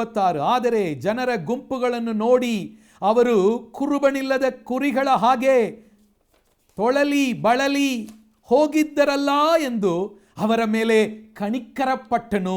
அவர் திரளான ஜனங்களை கண்டபோது அவர்கள் மேய்ப்பனில்லாத ஆடுகளைப் போல தொய்ந்து போனவர்களும் சிதறப்பட்டவர்களுமாய் இருக்கிறபடியினால் அவர்கள் மேல் மனதுருகி. ನೋಡ್ರಿ, ಈ ಕಾಲದಲ್ಲಿ ನಮ್ಮನ್ನು ಸುತ್ತಲೂ ಇರುವ ಅನೇಕ ಜನರು ತೊಳಲಿ ಬಳಲಿ ಹೋಗುತ್ತಾ ಇದ್ದಾರೆ. நம்மை சுற்றில் இருக்கிறதான ஜனங்கள் தொய்ந்து நொந்து போய் சிதறப்பட்டு இருக்கிறார்கள். ವಿಶೇಷವಾಗಿ ಯೇಸುವನ್ನು ಅರಿಯದೇ ಇರುವ ಜನರು, விசேஷமாக இயேசுவை அறியாதிருக்கிறதான ஜனங்கள், ಅವರಿಗೆ ನಂಬಿಕೆ ಇಲ್ಲ, அவர்களுக்கு நம்பிக்கை இல்லை, ಭವಿಷ್ಯದ ಬಗ್ಗೆ ನಂಬಿಕೆ ಇಲ್ಲ, எதிர்காலத்தை பற்றி நம்பிக்கை இல்லை, ಸತ್ತರೆ ಎಲ್ಲಿಗೆ ಹೋಗುತ್ತೇವೆ ನಂಬಿಕೆ ಇಲ್ಲ. மரிப்போம் ஆனால் எங்கே போவோம் என்ற நிச்சயம் இல்லை. ಅವರಲ್ಲಿ ಅನೇಕರು ತೊಳಲಿ ಬಳಲಿ ಹೋಗುತ್ತಾ ಇದ್ದಾರೆ. அவர்களிடத்திலே அநேகர் தொய்ந்து நொந்து போயிருக்கிறார்கள். ಆದರೆ ಅವರನ್ನು ನಾವು ನೋಡುವಾಗ அவர்களை பார்க்கும் பொழுது ಅವರಿಗೋಸ್ಕರ ಕನಿಕರಣೆ ಪಟ್ಟು ನಾವು ಪ್ರಾರ್ಥಿಸಬೇಕು. அவர்கள் மேல் நாம் கருணை வைத்து அவர்களுக்காக ஜெபிக்க வேண்டும். ಸಾಧಾರಣವಾಗಿ ಇದು ಬರುವುದಿಲ್ಲ. சாதாரணமாக இது வருவதில்லை. ಸಾಧಾರಣ ಮನುಷ್ಯನಿಗೆ ಅದು ಬರಲ್ಲ. அது சாதாரணமான மனுஷனுக்கு அது வராது. ನಾನು ಚೆನ್ನಾಗಿದ್ರೆ ಸಾಕೆಂದು ನಾವು ಯೋಚನೆ ಮಾಡುತ್ತೇವೆ. நான் நன்றா இருந்தால் போதும் என்று நினைக்கிறதான உலகம். ಆದರೆ ಯೇಸುವಿನ ಹಾಗೆ, ஆனால் இயேசுவை போல ಯೇಸು ಕ್ರಿಸ್ತನು ಎಂತ ರೀತಿಯಲ್ಲಿ ಜನರನ್ನು ಪ್ರೀತಿ ಮಾಡಿದನೋ ಅದೇ ರೀತಿಯಲ್ಲಿ ನಾನು ಕೂಡ ಪ್ರೀತಿಸಬೇಕೆಂದು ನಾವು ಬಯಸಿ ನಾವು ಬೇಡಿಕೊಳ್ಳೋಣ. இயேசுவை போல நேசிக்க கற்றுக்கொள்வோமாக. ಮೂರನೆಯದಾಗಿ ಯೇಸು ಏನು ಮಾಡಿದನು? இயேசு என்ன செய்தார்? ಯೇಸು ಒಳ್ಳೆಯ ಕೃತ್ಯಗಳನ್ನು ಮಾಡಿದನು. அவர் நல்ல கிரியைகளை செய்திருக்கிறதை பார்க்கிறோம். ಅಪೊಸ್ತಲರ ಕೃತ್ಯಗಳು 10ನೇ ಅಧ್ಯಾಯ 38ನೇ ವಾಕ್ಯ. அப்போஸ்தலர் 10ஆம் அதிகாரம் 38ஆம் வசனத்திலே பார்க்கிறோம். ದೇವರು ನಜರೇತಿನ ಯೇಸುವನ್ನು ಪವಿತ್ರಾತ್ಮದಿಂದಲೂ ಬಲದಿಂದಲೂ ಅಭಿಷೇಕಿಸಿದನು. ದೇವರು ಆತನ ಸಂಗಡ ಇದ್ದದರಿಂದ ಆತನು ಉಪಕಾರಗಳನ್ನು ಮಾಡುತ್ತಾ ಸೈತಾನನಿಂದ ಬಾಧಿಸಲ್ಪಟ್ಟಿರುವ ಎಲ್ಲರನ್ನು ಗುಣಮಾಡುತ್ತಾ ಸಂಚರಿಸಿದನು. நசரேயனாகிய இயேசுவை தேவன் பரிசுத்த ஆவியினாலும் வல்லமையினாலும் அபிஷேகம் பண்ணினார். தேவன் அவரோடு கூட இருந்தபடினாலே அவர் நன்மை செய்கிறவராயும் பிசாசின் வல்லமையில் அகப்பட்ட யாவரையும் ಗುಣಮಾಕುವವರಾயும் ಸುற்றி ತಿರುந்தார். ಇಲ್ಲಿ ಒಂದು ಭಾಗವನ್ನು ಗಮನಿಸಿರಿ. ಆತನು ಉಪಕಾರಗಳನ್ನು ಮಾಡುತ್ತಾ ಸಂಚರಿಸಿದನು. அவர் நன்மை செய்கிறவராய் சுற்றி திரிந்தார். ನನ್ನನ್ನು ಕೇಳುತ್ತಾ ಇರುವ ಪ್ರಿಯರೇ, என்னை கேட்டுக்கொண்டிருக்கிறதான தேவ ஜனமே, ಯೇಸು ನಡೆಸಿದ ಕ್ರಿಯೆಗಳನ್ನು ನಾವು ನಡೆಸಬೇಕು. இயேசு செய்ததான கிரியைகளை செய்ய ಆತನು ಒಳ್ಳೆಯ ಕೃತ್ಯಗಳನ್ನು ಮಾಡಿದದನ್ನು ನಾವು ನೋಡುತ್ತೇವೆ. நன்மை செய்கிறதை பார்க்கிறோம். ಇವತ್ತು ಕೆಲವರು ಯೋಚನೆ ಮಾಡುತ್ತಾರೆ, இன்றைக்கு சிலர் யோசித்துக் கொண்டிருக்கிறார்கள், ಒಳ್ಳೆಯ ಕೃತ್ಯಗಳ ಬಗ್ಗೆ ಈ ರೀತಿ ಯೋಚನೆ ಮಾಡುತ್ತಾರೆ. நல்ல கிரியை என்றால் என்ன என்று யோசித்துக் கொண்டிருக்கிறார்கள். ಒಳ್ಳೆಯದು ಮಾಡಿದರೆ 4 ಜನರಿಗೆ ನಾವು ಸ್ವರ್ಗಕ್ಕೆ ಹೋಗಿ ಬಿಡೋಣ. 4 ಜನங்களுக்கு நன்மை செஞ்சா கண்டிப்பா பரலோகத்துல போயிடலாம். ನನ್ನ ಸ್ನೇಹಿತರು ಅನೇಕ ವರ್ಷಗಳ ಹಿಂದೆ ಒಂದು ವಿಷಯ ನಮಗೆ ಹೇಳಿಕೊಟ್ರು. என்னுடைய நண்பன் அநேக வருஷங்களுக்கு முன்பாக ஒரு காரியத்தை சொல்லி கொடுத்தார். ಆಮ್ಲೆಟ್ ಮಾಡುವುದು ಬಗ್ಗೆ ಹೇಳಿದ್ರು. ஆம்லெட் எப்படி செய்வதென்று. ಒಂದು 9 ಮೊಟ್ಟೆ ಇಟ್ಟು ಒಂದು 9 ಜನರಿಗೆ ನೀವು ಆಮ್ಲೆಟ್ ಮಾಡುತ್ತೀರಂತ ಇಟ್ಕೊಳ್ಳೋಣ. 9 ಜನங்களுக்கு ஆம்லெட் செய்தால் என்ன செய்வோம்? 9 முட்டையை வைத்து ನಾವು ಅದನ್ನು ಒಂದೊಂದಾಗಿ ಒಡೆದಾಕ್ತಿವಿ, ஒன்றொன்றாய் உடைக்கிறோம். ಅದರಲ್ಲಿ ಒಂದೇ ಒಂದು ಮೊಟ್ಟೆ ಕೆಟ್ಟೋಗಿದೆ. ஆனால் ஒரு முட்டை மாத்திரம் கெட்டிருக்குது. ನಾವು ಏನ್ ಮಾಡ್ತೀವಿ? என்ன செய்வோம்? 8 ಮೊಟ್ಟೆ ಚೆನ್ನಾಗಿದಲ್ಲ, 8 முட்டை நல்லா இருக்குதுல, ಒಂದು ಮೊಟ್ಟೆ ಕೆಟ್ಟೋಗಿದ್ರು ಪರವಾಗಿಲ್ಲ, ஒரு முட்டை கெட்டு போயிருந்தாலும் பரவாயில்ல ಎಂದು ನಾವು ಅದನ್ನು ಸೇರಿಸುವುದಿಲ್ಲ. அதை ಅಡಿச்சு கொடுக்க மாட்டோம். ನಾವು ಏನ್ ಮಾಡ್ತೀವಿ? அதை என்ன செய்வோம்? ಆ 8 ಮೊಟ್ಟೆ ಒಳ್ಳೆಯದಾಗಿದ್ರು ಆ ಒಂದು ಮೊಟ್ಟೆ ಕೆಟ್ಟು ಹೋಗಿರುವುದರಿಂದ ಎಲ್ಲದನ್ನು ಕೆಡಿಸಿಬಿಡುತ್ತದೆ. ஒரு முட்டை கெட்டு போயிருந்தா மற்ற எல்லா முட்டைகளையும் கெட்டு போக பண்ணும். ನಮ್ಮ ಜೀವನದಲ್ಲಿ ಕೂಡ, நம்முடைய ಜೀವಿತದಲ್ಲಿ ಕೂಡ, ನಮ್ಮ ಒಳಗೆ ಪಾಪಗಳು ಇರುವಾಗ, நம்மளுடைய உள்ளத்திலே பாவங்கள் இருக்கும் பொழுது, ಹೊರಗೆ ನೀವು ಎಷ್ಟೇ ಒಳ್ಳೆಯದು ಮಾಡಿದ್ರು வெளியே எத்தனை நன்மை செய்தாலும் ಅದು ನಿಮ್ಮ ಪಾಪಕ್ಕೆ ಪರಿಹಾರ ಮಾಡಕ್ಕಾಗಲ್ಲ. அது நமக்குள்ளே இருக்கிறதான பாவத்தை பரிகரிக்காது. ಇವತ್ತು ಅನೇಕರು ಯೋಚನೆ ಮಾಡುತ್ತಾರೆ, ಪುಣ್ಯ ಮಾಡಿದರೆ ನಮಗೆ ಸ್ವರ್ಗ ಸಿಗ್ತದೆ ಅಂತ. இன்றைக்கு அநேகர் நினைக்கிறாங்க புண்ணியம் செஞ்சிட்டா பரலோகத்துக்கு போயிடலான்னு. ಆದ್ರೆ ಹಂಗೆ ಇಲ್ಲ ರೀ. ஆனால் அப்படி அல்ல. ಬೈಬಲಲ್ಲಿ ಬಹಳ ಸ್ಪಷ್ಟವಾಗಿ ಹೇಳಲ್ಪಟ್ಟಿದೆ. வேதத்தில் தெளிவாக சொல்லப்பட்டிருக்கிறது. ಸ್ವರ್ಗವನ್ನು ದೇವರು ಉಚಿತವಾಗಿ ಕೊಡುತ್ತಾನೆ. பரலோகத்தை ஆண்டவர் இலவசமாய் கொடுத்திருக்கிறார். ಅದನ್ನು ನಾವು ಪಡೆದುಕೊಳ್ಳಬೇಕಂದ್ರೆ அதை நாம் பெற்றுக்கொள்ள வேண்டும் ಒಂದೇ என்றால் ಮಾರ್ಗ, ஒரே வழி, ಯೇಸು ಕ್ರಿಸ್ತನು ಒಬ್ಬನೇ. இயேசு மாத்திரம்தான். ಈಗ ನೋಡ್ರಿ, இந்த நாட்களை பாருங்கள், ಯೇಸು ಉಚಿತವಾಗಿ ಕೊಡುವ ಆ ರಕ್ಷಣೆಯನ್ನು ನಾವು ಪಡೆದುಕೊಂಡಿದ್ದೇವೆ. இலவசமாய் கொடுத்ததான அந்த ரட்சிப்பை பெற்றுக்கிறோம். ಆದದರಿಂದ அதனாலே ನಾವು ಒಳ್ಳೆಯದನ್ನು ಮಾಡಬೇಕು.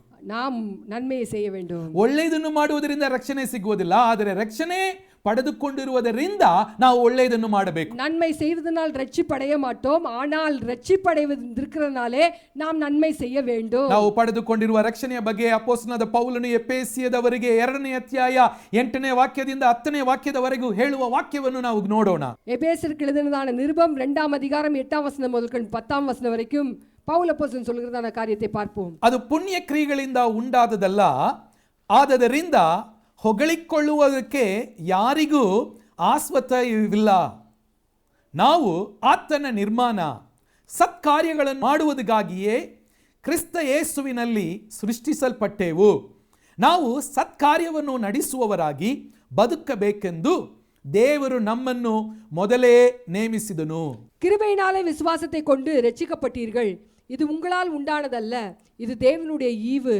ஒருவரும் பெருமை பாராட்டாதபடிக்கு இது கிரியையினால் உண்டானதல்ல, ஏனெனில் நற்கிரியைகளை செய்கிறதற்கு தாம் கிறிஸ்து இயேசுவுக்குள் சிருஷ்டிக்கப்பட்டு தேவனுடைய செய்கையாய் இருக்கிறோம். ಅವೆಗಳಿಲ್ நாம் நடக்கும்படி அவர் ಮುನ್ನದಾಗ ಅವೆಗಳೇ ಆಯತ್ತಂ பண்ணியிருக்கிறார். ನೋಡ್ರಿ ಇಲ್ಲಿ ಬಹಳ ಸ್ಪಷ್ಟವಾಗಿ ನಾವು ಕಲಿತುಕೊಳ್ಳಬೇಕಾಗಿರುವ ಒಂದು ಮುಖ್ಯವಾದ ಪಾಠ ಇದೆ. இதிலே பாருங்கள், தெளிவாக நாம் கற்றுக்கொள்ள வேண்டியதான ஒரு பாடம். ನಾವು ಪಡೆದುಕೊಂಡಿರುವ ರಕ್ಷಣೆಯ ಕೃಪೆಯಿಂದ நாம் பெற்றுக்கொண்டிருக்கிறதான ரட்சிப்பு கிருபையாய் கருணையாய் பெற்றுக்கொண்டது. ಉಚಿತವಾಗಿ ದೇವರು ಅದನ್ನು ನಮಗೆ ಕೊಟ್ಟಿದ್ದಾರೆ, இலவசமாய் கொடுக்கப்பட்டது. ಆದರೆ அதனால் ರಕ್ಷಣೆ ಹೊಂದಿದ ಮೇಲೆ ரட்சிப்பு பெற்ற பிறகு ನಾವು ಯಾವ ಉದ್ದೇಶದಿಂದ ರಕ್ಷಣೆ ಹೊಂದಿದ್ದೇವೆ ಎಂಬುದನ್ನು ಮರೆತು ಬಿಡಬಾರದು. எதற்காக ரட்சிக்கப்பட்டோம் என்பதை நாம் மறந்து போக கூடாது. 9ನೇ ವಾಕ್ಯದಲ್ಲಿ ಹೇಳಲ್ಪಟ್ಟಿದೆ, 9ஆம் வசனத்தில் சொல்லப்பட்டிருக்கிறது, ಸತ್ಕಾರ್ಯಗಳನ್ನು ಮಾಡುವುದಕ್ಕಾಗಿಯೇ, நன்மை செய்வதற்காகவே. 10ನೇ ವಾಕ್ಯದಲ್ಲಿ ಹೇಳಲ್ಪಟ್ಟಿದೆ, 10ஆம் வசனத்தில் சொல்லப்பட்டிருக்கிறது, ಸತ್ಕಾರ್ಯಗಳನ್ನು ನಡೆಸುವವರಾಗಿ, நற்கிரியைகளை செய்கிறதற்காக. ನನ್ನನ್ನು ಕೇಳುತ್ತಾ ಇರುವ ಪ್ರಿಯರೇ, என்னை கேட்டுக்கொண்டிருக்கிறதான பிரியர்களே, ಇದುವೇ ನಮ್ಮ ಬಗ್ಗೆ ದೇವರ ಉದ್ದೇಶ. தேவன் நம்மை குறித்து எதிர்பார்க்கிறதான காரியம் இதுதான். ಆದ್ದರಿಂದ ಈ ಕಾಲದಲ್ಲಿ ನಾವು ಏನು ಮಾಡಬೇಕು? இந்த நாட்களில் என்ன செய்ய வேண்டும்? ಪ್ರತಿದಿನ ನಾವು ಇದರ ಬಗ್ಗೆ ಯೋಚನೆ ಮಾಡಬೇಕು. ஒவ்வொரு நாளும் இதை குறித்து யோசிக்க வேண்டும். ನಾನು ಯಾರಿಗೆ ಒಳ್ಳೆಯದನ್ನು ಮಾಡಬಹುದು? நான் யாருக்கு நன்மை செய்ய வேண்டும்?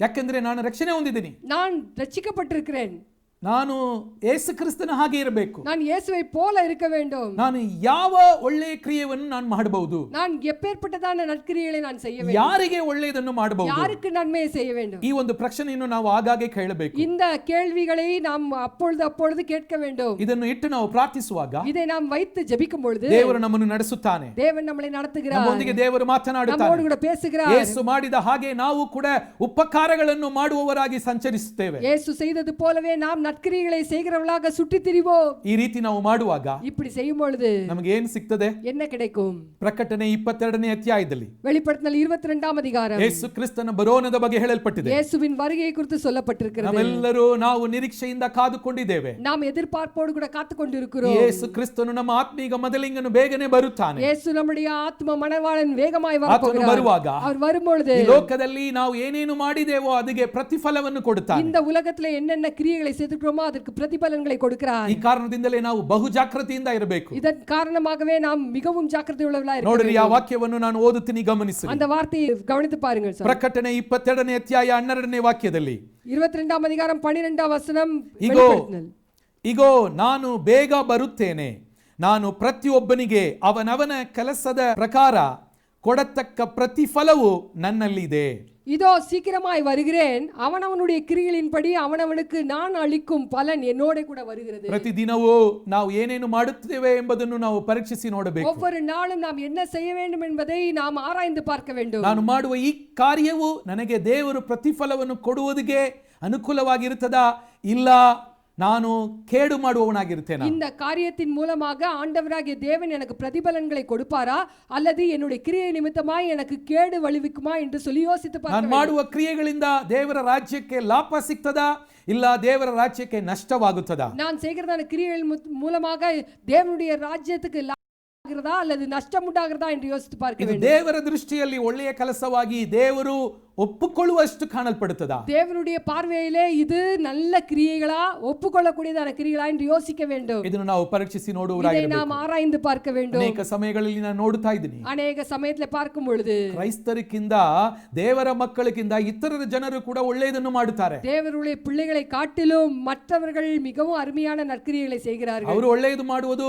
ಏನೋ ಪುಣ್ಯ ಸಿಗ್ತದೆ, ನಮಗೆ ಪರಲೋಕ ಸಿಗ್ತದೆ, ಅದರ ಮೂಲಕವಾಗಿ ಎಂದು ಅವರು ಯೋಚನೆ ಮಾಡಿ ಮಾಡುತ್ತಾರೆ. அவர் நன்மை செய்தால் பரலோகம் கிடைக்கும் என்றுதான ஒரு நோக்கத்தோடு கூட செய்கிறார்கள். ಆದ್ರೆ ஆனால் ಸ್ವರ್ಗಕ್ಕೆ ಹೋಗುತ್ತಾ ಇರುವ ದೇವರ ಮಕ್ಕಳು, ನಾನು ಇವತ್ತು ಸತ್ತರೂ ಸ್ವರ್ಗದಲ್ಲಿ ಇರುತ್ತೀನಿ ಎಂಬ ಭರವಸೆ ಇರುವವರು ನಾವು ಕೆಲವು ಸಮಯದಲ್ಲಿ ಇತರರಿಗೆ ಸತ್ಕಾರ್ಯ ಮಾಡುವುದು, ಒಳ್ಳೆಯದನ್ನು ಮಾಡುವುದಲ್ಲಿ ನಾವು ಕಡಿಮೆಯಾಗಿದ್ದೇವೆ. இன்றைக்கு மரித்தால் பரலோகத்துக்கு போவோம் என்று சொல்லுகிறதான தேவ பிள்ளைகள் மற்றவர்களுக்கு நன்மை செய்வதிலே குறைவாய் காணப்பட்டிருக்கிறோம். ಇವತ್ತು ನಾವೆಲ್ಲರೂ ಬೇಡಿಕೊಳ್ಳೋಣ, இன்றைக்கு நாம் எல்லாரும் ஜெபித்துக் கொள்வோம். ದೇವರ ಹತ್ರ ನಾವು ಕೇಳೋಣ, தேவனிடத்தில் நாம் கேட்போம், ಈ ಕೃಪೆಯನ್ನು ನನಗೆ இந்த ಅನುಗ್ರಹಿಸು. கிருபைகளை எனக்கு தாரும் ஆண்டவரே. ನಾಲ್ಕನೆಯದಾಗಿ ಬೇರೆ ಏನು ಯೇಸು ಕ್ರಿಸ್ತನು ಮಾಡಿದನು? நாலாவதாக இயேசு கிறிஸ்து வேற எந்த கிரியைகளை செய்தார்? ಮತ್ತಾಯ 4ನೇ ಅಧ್ಯಾಯದಲ್ಲಿ மத்தேயு 4ஆம் அதிகாரத்திலே 18ನಿಂದ 21ನೇ ವಾಕ್ಯದವರೆಗೂ, 18 இருந்து 21ஆம் வசனம் வரைக்கும், ಮಾರ್ಕ 3ನೇ ಅಧ್ಯಾಯದಲ್ಲಿ மார்க் 3ஆம் அதிகாரம் 13ನಿಂದ 15 ವರೆಗೂ, 13 13ஆம் வசனத்திலிருந்து 15ஆம் வசனத்திலிருந்து ಯೇಸು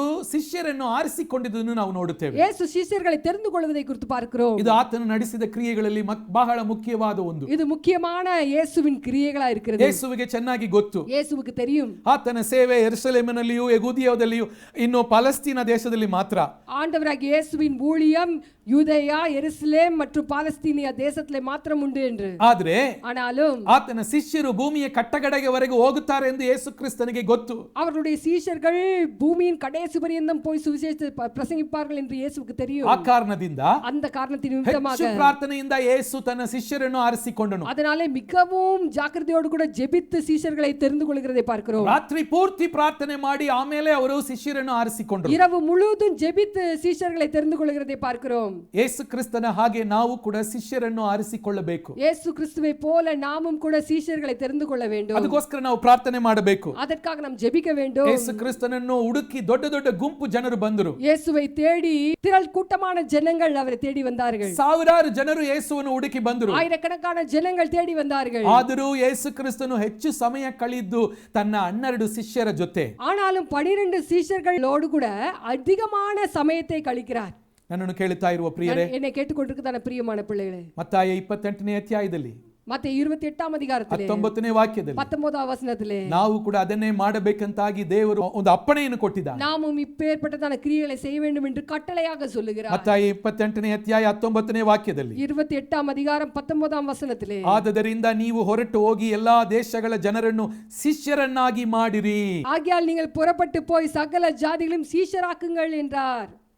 ಯೇಸು ಕ್ರಿಸ್ತನು ನಡೆಸಿದ ಕ್ರಿಯೆಗಳನ್ನು ನಾವು ಕೂಡ ನಡೆಸಬೇಕು. இயேசு கிறிஸ்து செய்ததான கிரியைகளை நாமும் செய்ய வேண்டும். ಆತನು ಹೇಗೆ ಶಿಷ್ಯರನ್ನು ಸಿದ್ಧಪಡಿಸಿದನೋ ಅದೇ ರೀತಿ ನಾವು ಕೂಡ ಶಿಷ್ಯರನ್ನು ಸಿದ್ಧಪಡಿಸುವುದಕ್ಕೆ ದೇವರು ನಮಗೆ ಸಹಾಯ ಮಾಡಲಿ. சீஷர்களை எப்படி ஆயத்தப்படுத்தினாரோ அவ்வண்ணமாகவே நாமும் சீஷர்களை ಕೆಲವು ஆயத்தப்படுத்த ಸಮಯದಲ್ಲಿ ಇದು ನೋಡಕ್ಕೆ ಅಷ್ಟು ದೊಡ್ಡ ಅಟ್ರಾಕ್ಟಿವ್ ಆಗಿರಲ್ಲ. இது பார்க்கும் பொழுது இந்த வார்த்தைகள் அதிகமான ஒரு அட்ராக்டிவான வார்த்தைகளா ದೊಡ್ಡ இருப்பதில்லை. ಗುಂಪುಗೆ ಸೇವೆ ಮಾಡುವುದು ಅದು ತುಂಬಾ ಇಷ್ಟವಾಗಿರ್ತದೆ. பெரிய ஒரு திரள் கூட்டத்துக்கு ஊழியம் செய்வது ரொம்ப நல்லா இருக்கும். ನಮ್ಮನ್ನು ಅಪ್ರಿಶಿಯೇಟ್ ಮಾಡುವ, ನಮ್ಮನ್ನು ಹೊಗಳುವ ಜನರಿಗೆ ಸೇವೆ ಮಾಡುವುದು ಈಸಿ ಆಗುತ್ತದೆ. நம்மளை புகழுகிறதான ஜனங்களுக்கு ஊழியம் செய்வது ரொம்ப லெகுவா இருக்கும். ಆದರೆ ಕೆಲವು ಸಮಯದಲ್ಲಿ ஆனால் சில சமயங்களில் ಯೇಸು ಕ್ರಿಸ್ತನ ಶಿಷ್ಯರು ಹೇಗೆ ಇದ್ರು ಅದೇ ತರಾನೇ ನಮ್ಮನ್ನು ಸುತ್ತಲೂ ಕೆಲವರು ಇರ್ತಾರೆ. இயேசு கிறிஸ்துவின் சீஷர்கள் எப்பேற்பட்டவர்களா இருந்தார்களோ நம்மளை சுற்றிலும் அப்பேற்பட்டவர்கள் தான் ಆದರೆ காணப்படுகிறார்கள். ದೇವರು ನಿಮ್ಮನ್ನು ನಂಬಿ ಅವರನ್ನು ನಿಮ್ಮ ಕೈಯಲ್ಲಿ ಕೊಟ್ಟಿರುವುದಾದ್ರೆ ஆனால் தேவன் அவர்களை நம்பி உங்களுடைய கரங்களை கொடுத்திருப்பார் என்றால் ನಿಮಗೆ ಗೊತ್ತಿರುವುದೆಲ್ಲದನ್ನು ನೀವು ಅವರಿಗೆ ಹೇಳಿಕೊಡ್ರಿ. உங்களுக்கு தெரிந்ததான எல்லாவற்றையும் அவர்களுக்கு சொல்லிக் கொடுங்கள். ಯೇಸುವನ್ನು ನೀವು ಎಷ್ಟು ತಿಳಿದುಕೊಂಡಿದ್ದೀರಾ? இயேசுவை எவ்வளவுக்கு அதிகமாய் நீங்கள் தெரிந்திருக்கிறீர்கள்? ಸತ್ಯವೇ ವಾಕ್ಯವನ್ನು ಎಷ್ಟು ತಿಳಿದುಕೊಂಡಿದ್ದೀರಾ? வேத வசனத்தை எவ்வளவு அதிகமாய் ಪ್ರಾರ್ಥನೆ அறிந்திருக்கிறீர்கள்? ಮಾಡುವುದಕ್ಕೆ ನೀವು ಎಷ್ಟು ತಿಳಿದುಕೊಂಡಿದ್ದೀರಾ? ஜெபிப்பதற்கு எவ்வளவு அதிகமாய் அறிந்திருக்கிறீர்கள்? ನಿಮಗೆ ಗೊತ್ತಿರುವುದೆಲ್ಲವನ್ನು ಅವರಿಗೆ ಹೇಳಿಕೊಡಿ. எல்லாவற்றையும்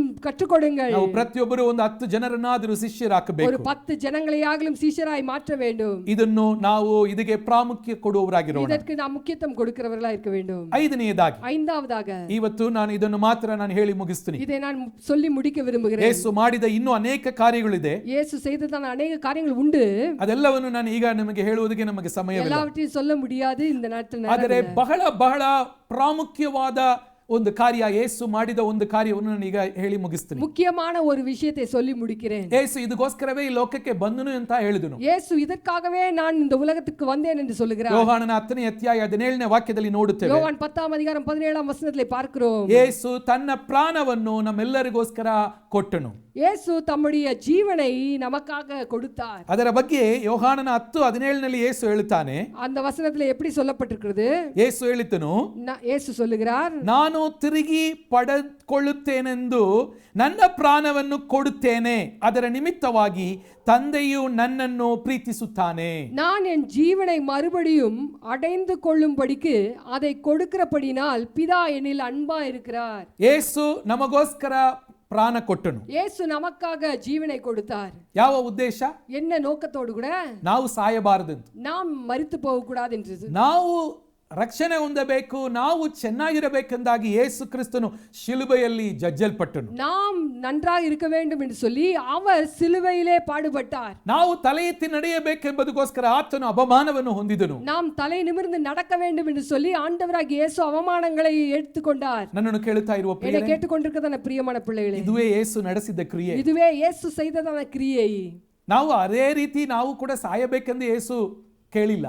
நாம் அவரை போல மரிக்க வேண்டும் என்று சொல்லி இயேசு கேட்கவில்லை. ಆದ್ರೆ ಯೇಸು ಸ್ವಾಮಿ ಒಂದು ಕಾರ್ಯ ನಮ್ಮ ಬಳಿಗೆ ಕೇಳಿದನು. இயேசு ஆனால் ஒரு காரியத்தை கேட்கிறார். ನೀನು ನನ್ನನ್ನು ಹಿಂಬಾಲಿಸಬೇಕಂದ್ರೆ, என்னை நீ பின்பற்றி வர வேண்டும் என்றால், ನಿನ್ನ ಶಿಲುಬೆಯನ್ನು ಹೊತ್ತುಕೊಂಡು ಹಿಂಬಾಲಿಸು. உன்னுடைய சிலுவையை எடுத்துக்கொண்டு என்னை பின்பற்றி வா. ಶಿಲುಬೆ ಅಂದ್ರೆ ಏನು? சிலுவை என்றால் என்ன? ಅವಮಾನ, அவமானம், ವೇದನೆ, வேதனை, ಕಷ್ಟಗಳು, கஷ்டம், ನಮಗೆ ಇಷ್ಟ ಇಲ್ಲದ ಕಾರ್ಯಗಳು, நமக்கு பிரியமில்லாத காரியங்கள். ಕೆಲವು ಸಮಯದಲ್ಲಿ ಯೇಸು ಕ್ರಿಸ್ತನ ನಿಮಿತ್ತವಾಗಿ ನಮಗೆ ಕೆಲವು ಕಷ್ಟಗಳು சில ಬರುತ್ತವೆ, சமயங்களில் இயேசுவின் நிமித்தமாக நமக்கு சில பாடுகள் வரலாம், ಹಿಂಸೆಗಳು ಬರುತ್ತದೆ, ಹಿಂಸೆகள் வரும், ಅವಮಾನಗಳು ಬರುತ್ತದೆ. அவமானங்கள் வரும். ನೀನು ಮಾಡದೇ ಇರುವ ತಪ್ಪನ್ನು ನಿನ್ನನ್ನು ನೋಡಿ ಜನರು ಹೇಳುತ್ತಾರೆ, ಅವರು ಮಾಡಿದ ತಪ್ಪನ್ನು ನಿನ್ನ ಮೇಲೆ ಹಾಕ್ತಾರೆ. மற்றவர்கள் செய்ததான தவறை உங்கள் மேல் போடுவார்கள். ಇದೆಲ್ಲ ಯೇಸು ಕ್ರಿಸ್ತನ ನಿಮಿತ್ತವಾಗಿ ನಾವು ಸಂತೋಷವಾಗಿ ಸಹಿಸಿಕೊಳ್ಳಬೇಕಾಗಿರುವ ಶಿಲುಬೆ. இதெல்லாம் இயேசுவின் நிமித்தமாக நாம் எடுத்துக்கொண்டு நடக்க வேண்டியதான சிலுவை. ನೀವು ಯೇಸುವನ್ನು ಹಿಂಬಾಲಿಸುವುದನ್ನು ನೋಡಿ இயேசுவை பின்பற்றுவதை பார்த்து ನಿಮ್ಮ ಸುತ್ತಲಿರುವ ಜನರು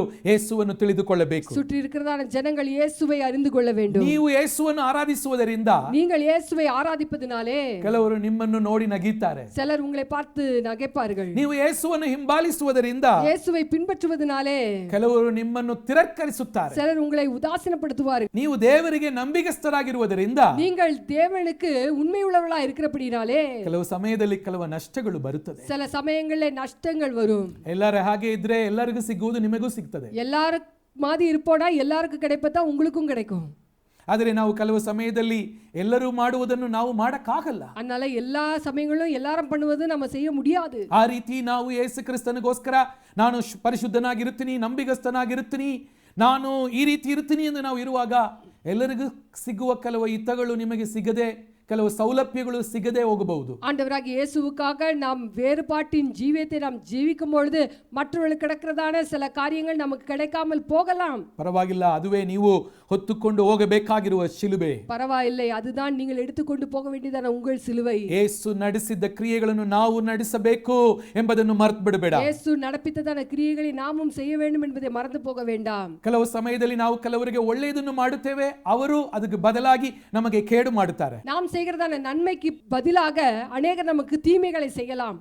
ಆದರೂ ಮನಸ್ಸಿನಲ್ಲಿ ನೆನಪಿನಲ್ಲಿ ಇಟ್ಟುಕೊಳ್ಳಿರಿ, ஆனால் மனதிலே நாம் வைத்துக் கொள்ள வேண்டும். ಯೇಸು ನಡೆಸಿದ ಕ್ರಿಯೆಯನ್ನು ನಾವು ನಡೆಸಬೇಕು. இயேசு செய்ததான கிரியைகளை நாம் செய்ய வேண்டும். ಜನರು ನಾವು ಮಾಡುವ ಒಳ್ಳೆಯದಿಗೆ ಬದಲಾಗಿ ಕೇಡು ಮಾಡುವುದಾದರೂ ನಾವು ಒಳ್ಳೆಯದನ್ನೇ ಮಾಡೋಣ. பிறர் நமக்கு நன்மைக்கு பதிலாக தீமை செய்திருப்பார்கள் என்றாலும் நாம் நன்மை செய்கிறவளா இருக்க வேண்டும். 1 ಪೇತ್ರ 2ನೇ ಅಧ್ಯಾಯ 21ನೇ ವಾಕ್ಯದಲ್ಲಿ ಬಹಳ ಸುಂದರವಾದ ಒಂದು ಮಾತಿದೆ. ಈ ವಾಕ್ಯವನ್ನು ಮಾತ್ರ ನಾವು ಓದಿ ಮುಗಿಸುವವರಾಗಿರೋಣ. 1 பேதுரு 2ஆம் அதிகாரம் 21ஆம் வசனம். இந்த வசனத்தை வாசித்து முடிக்க விரும்புகிறேன். ಸಾಧ್ಯವಾಗಿದ್ದರೆ ಈ ವಾಕ್ಯವನ್ನು ಕಂಠಪಾಠ ಮಾಡಿಕೊಳ್ಳಿರಿ. இந்த வார்த்தையை மனப்பாடம் பண்ணிக்கொள்ளுங்கள். ಈ ವಾಕ್ಯವೇ ಈ ದಿನದಲ್ಲಿ ನಮಗೆ ಬಹಳ ಅವಶ್ಯವಾಗಿರುವುದು, ಬಹಳ ಮುಖ್ಯವಾಗಿರುವುದು. இந்த நாட்களிலே இந்த வசனம் மிகவும் முக்கியமானது. 1 ಪೇತ್ರ 2:21.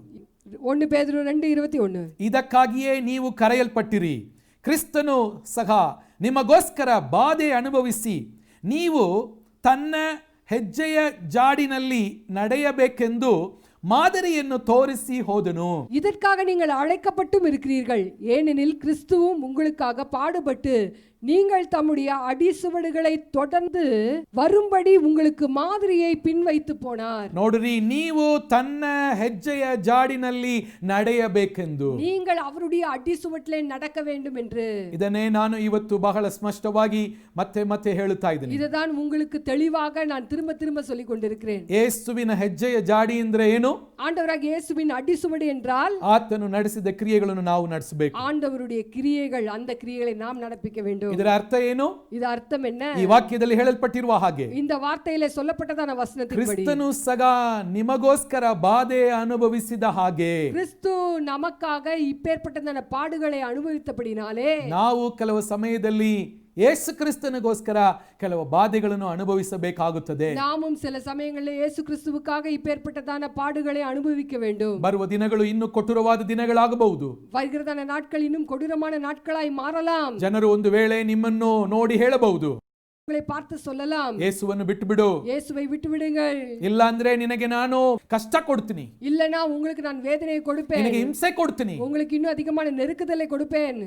ಆದರೂ ಯೇಸು ಕ್ರಿಸ್ತನಿಗೋಸ್ಕರ ಬಾಧೆಗಳನ್ನು ಅನುಭವಿಸುವುದಕ್ಕೆ ನಾವು ಸಿದ್ಧರಾಗಿರಬೇಕು ಪ್ರಿಯರೇ. ஆனாலும் இயேசுவுக்காக நம் பாடுகளை சகிக்க நாம் ஆயத்தமா இருக்க வேண்டும். ಯೇಸು ಕ್ರಿಸ್ತನು ಶಿಲುಬೆಯನ್ನು ಹೊತ್ತುಕೊಂಡು ಆ ಘೋರ ಶಿಲುಬೆಯಲ್ಲಿ ನಮಗೋಸ್ಕರ ಜಡಿಯಲ್ಪಟ್ಟು ಜಜ್ಜಲ್ಪಟ್ಟು ಹಿಂಸೆಗಳನ್ನು ಸಂತೋಷವಾಗಿ ಸಹಿಸಿದರು. ஆண்டவராகிய இயேசு சிலுவையை எடுத்துக்கொண்டு இம்சைகளையும் அடிகளையும் பாடுகளையும் சந்தோஷமாய் எடுத்துக்கொண்டார். ಆತನು ಶಿಲುಬೆಯಲ್ಲಿ ನೇತಾಡುತ್ತಾ ಇರುವಾಗ, ஆண்டவராகிய இயேசு சிலுவையில தொங்கிக் கொண்டிருக்கும் பொழுது, ನಿನ್ನನ್ನು ನನ್ನನ್ನು ಆತನ ಆತ್ಮೀಗ ಕಣ್ಣುಗಳಿಂದ ನೋಡಿದನು. உங்களையும் என்னையும் தன்னுடைய ஆவிக்குரிய கண்களிலே பார்க்கிறார். ನಮ್ಮನ್ನು ಬಿಡಿಸಬೇಕೆಂದಾಗಿ நம்மளை விடுவிக்கும்படியாக ಆತನು ಶಿಲುಬೆಯಲ್ಲಿ ಇಷ್ಟು ಕಷ್ಟಪಟ್ಟನು. ஆண்டவராகிய இயேசு இவ்வளவு பாடுகளை ಈ அனுபவித்தார். ದಿನಗಳಲ್ಲಿ இந்த நாட்களிலே ಯೇಸು ಶಿಲುಬೆಯಲ್ಲಿ ಸುರಿಸಿದ ರಕ್ತ ವ್ಯರ್ಥವಾಗಬಾರದು. இயேசு சிலுவையிலே சிந்தின ரத்தம் வீணாய் போக கூடாது. ಆತನ ರಕ್ತದಿಂದ அந்த ரத்தத்தினாலே ನಾವು ಶುದ್ಧವಾಗಬೇಕು. நாமும் சுத்தமாக வேண்டும். ಇನ್ನು ಕೆಲವರನ್ನು ಆತನ ಬಳಿಗೆ ನಾವು ನಡೆಸಬೇಕು.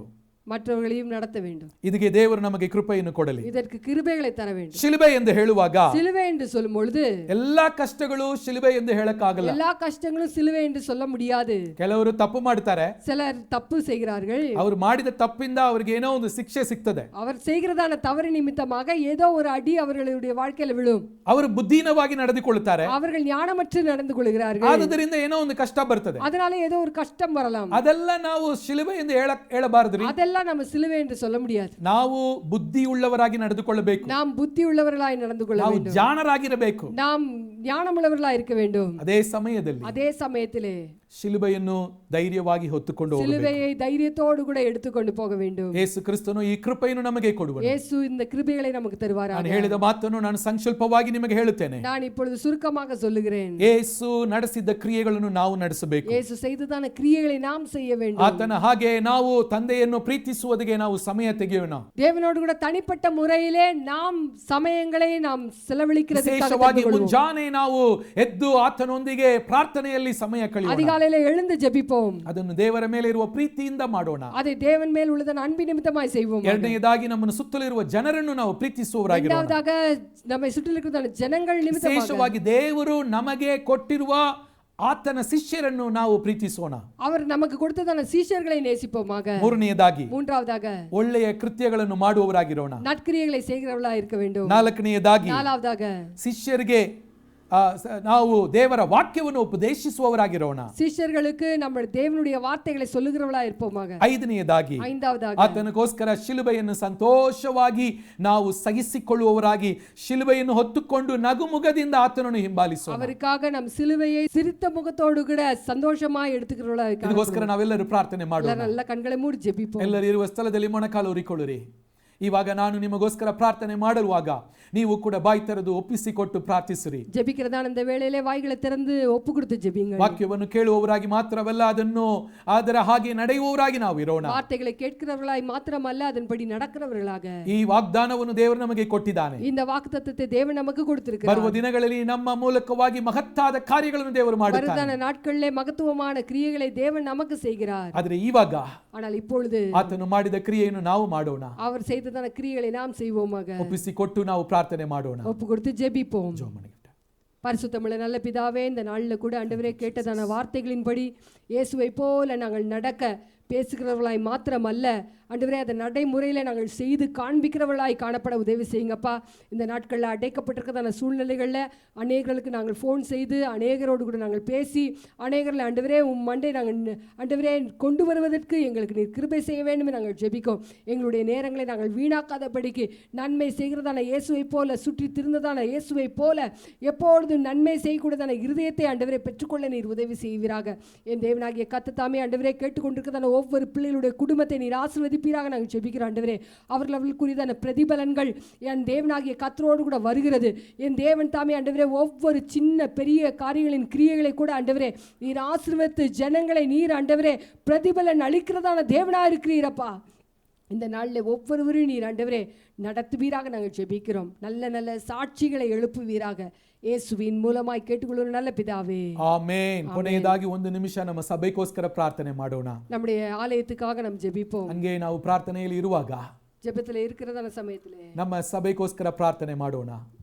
ನಮ್ಮ ಸಭೆ ವಿಶ್ವಾಸಿಗಳಿಗೋಸ್ಕರ ನಾವು ಪ್ರಾರ್ಥನೆ சபை ಮಾಡೋಣ. விசுவாசிகளுக்காக ஜெபிப்போம். ಓ ನಮ್ಮ ಹಾಗೆ ಎಷ್ಟೋ ಜನರು ಇದ್ದಾರೆ. நம்மை போல எத்தனையோ ஜனங்கள் ಒಂದು இருக்கிறார்கள். ವೇಳೆ ಅವರಲ್ಲಿ ಕೆಲವರು ಸೋತು ಹೋಗಿರಬಹುದು. சோர்ந்து போயிருக்கலாம். ಅವರಿಗಾಗಿ ಪ್ರಾರ್ಥಿಸಿರಿ. ஜெபிப்போமாக அவர்கள். ನಮ್ಮ ಸಹೋದರ ಸಹೋದರಿಗಳು நம்முடைய சகோதர சகோதரிகளுக்காக ಏನೋ ಒಂದು ಕಾರಣದಿಂದ ಅವರು ಸೋತು ಹೋಗಿರಬಹುದು. ஏதோ ஒரு காரணத்தோடு கூட சோர்ந்து போயிருக்கலாம். ದೇವರ ಹಸ್ತವು ಅವರ ಮೇಲೆ ಇಳಿದು ಬರಬೇಕೆಂದಾಗಿ ಪ್ರಾರ್ಥಿಸಿರಿ. தேவனுடைய மகிமை அவள் மேல் இறங்கி வர வேண்டும். ಕಷ್ಟಪಡುವವರಿಗೋಸ್ಕರ ಪ್ರಾರ್ಥನೆ ಮಾಡಿರಿ. கஷ்டப்படுகிறதான ஜனங்களுக்காக ஜெபிப்போம். ಬರುವ ದಿನಗಳಲ್ಲಿ ನಮ್ಮ ಸಭೆ ಆರಾಧನೆಗಳನ್ನು ನಾವು ಹೇಗೆ ನಡೆಸಬೇಕು, வருகிறதான நாட்களிலே சபை ஆராதனைகளை எப்படியாக நடத்த வேண்டும், ದೇವರು ನಮಗೆ ಬೇಕಾಗಿರುವ ಜ್ಞಾನ ವಿವೇಕವನ್ನು ಕೊಡಬೇಕು. தேவன் நமக்கு கொடுக்கிறதான நல்ல ஞானத்தை கொண்டு உபயோகிக்க வேண்டும். ದೇವರು ನಮಗೆ ಜ್ಞಾನ ವಿವೇಕವನ್ನು ಕೊಡಬೇಕೆಂದಾಗಿ ನಾವು ಅದನ್ನು ಪಡೆದುಕೊಳ್ಳೋಣ. தேவன் நமக்கு நல்ல ஞானத்தை கொடுக்கும்படியாக அந்த ஞானத்தை நாம் பெற்றுக்கொள்வோமாக. ಯೇಸುವೇ ನಮ್ಮನ್ನು ನಡೆಸು ದೇವರೇ, ஆண்டவரே எங்களை நடத்தும், ನಮ್ಮನ್ನು ಆಶೀರ್ವದಿಸು. ஆசீர்வதியும். ಕಾಯಿಲೆಯಲ್ಲಿ ಇರುವವರಿಗಾಗಿ ಪ್ರಾರ್ಥನೆ ಮಾಡುತ್ತೇವೆ. வியாதியிலே இருக்கிறதான ஜனங்களுக்காக ஜெபிக்கிறோம். ಈಗಲೇ ನೀನು ಅವರನ್ನು ಮುಟ್ಟು ದೇವರೇ, இப்பொழுதே அவர்களை தொடுவீராக. ಬಲಹೀನರನ್ನು ಬಲಪಡಿಸು பலவீனர்களை ஆண்டவரே பலப்படுத்துங்க. ದೇವರೇ,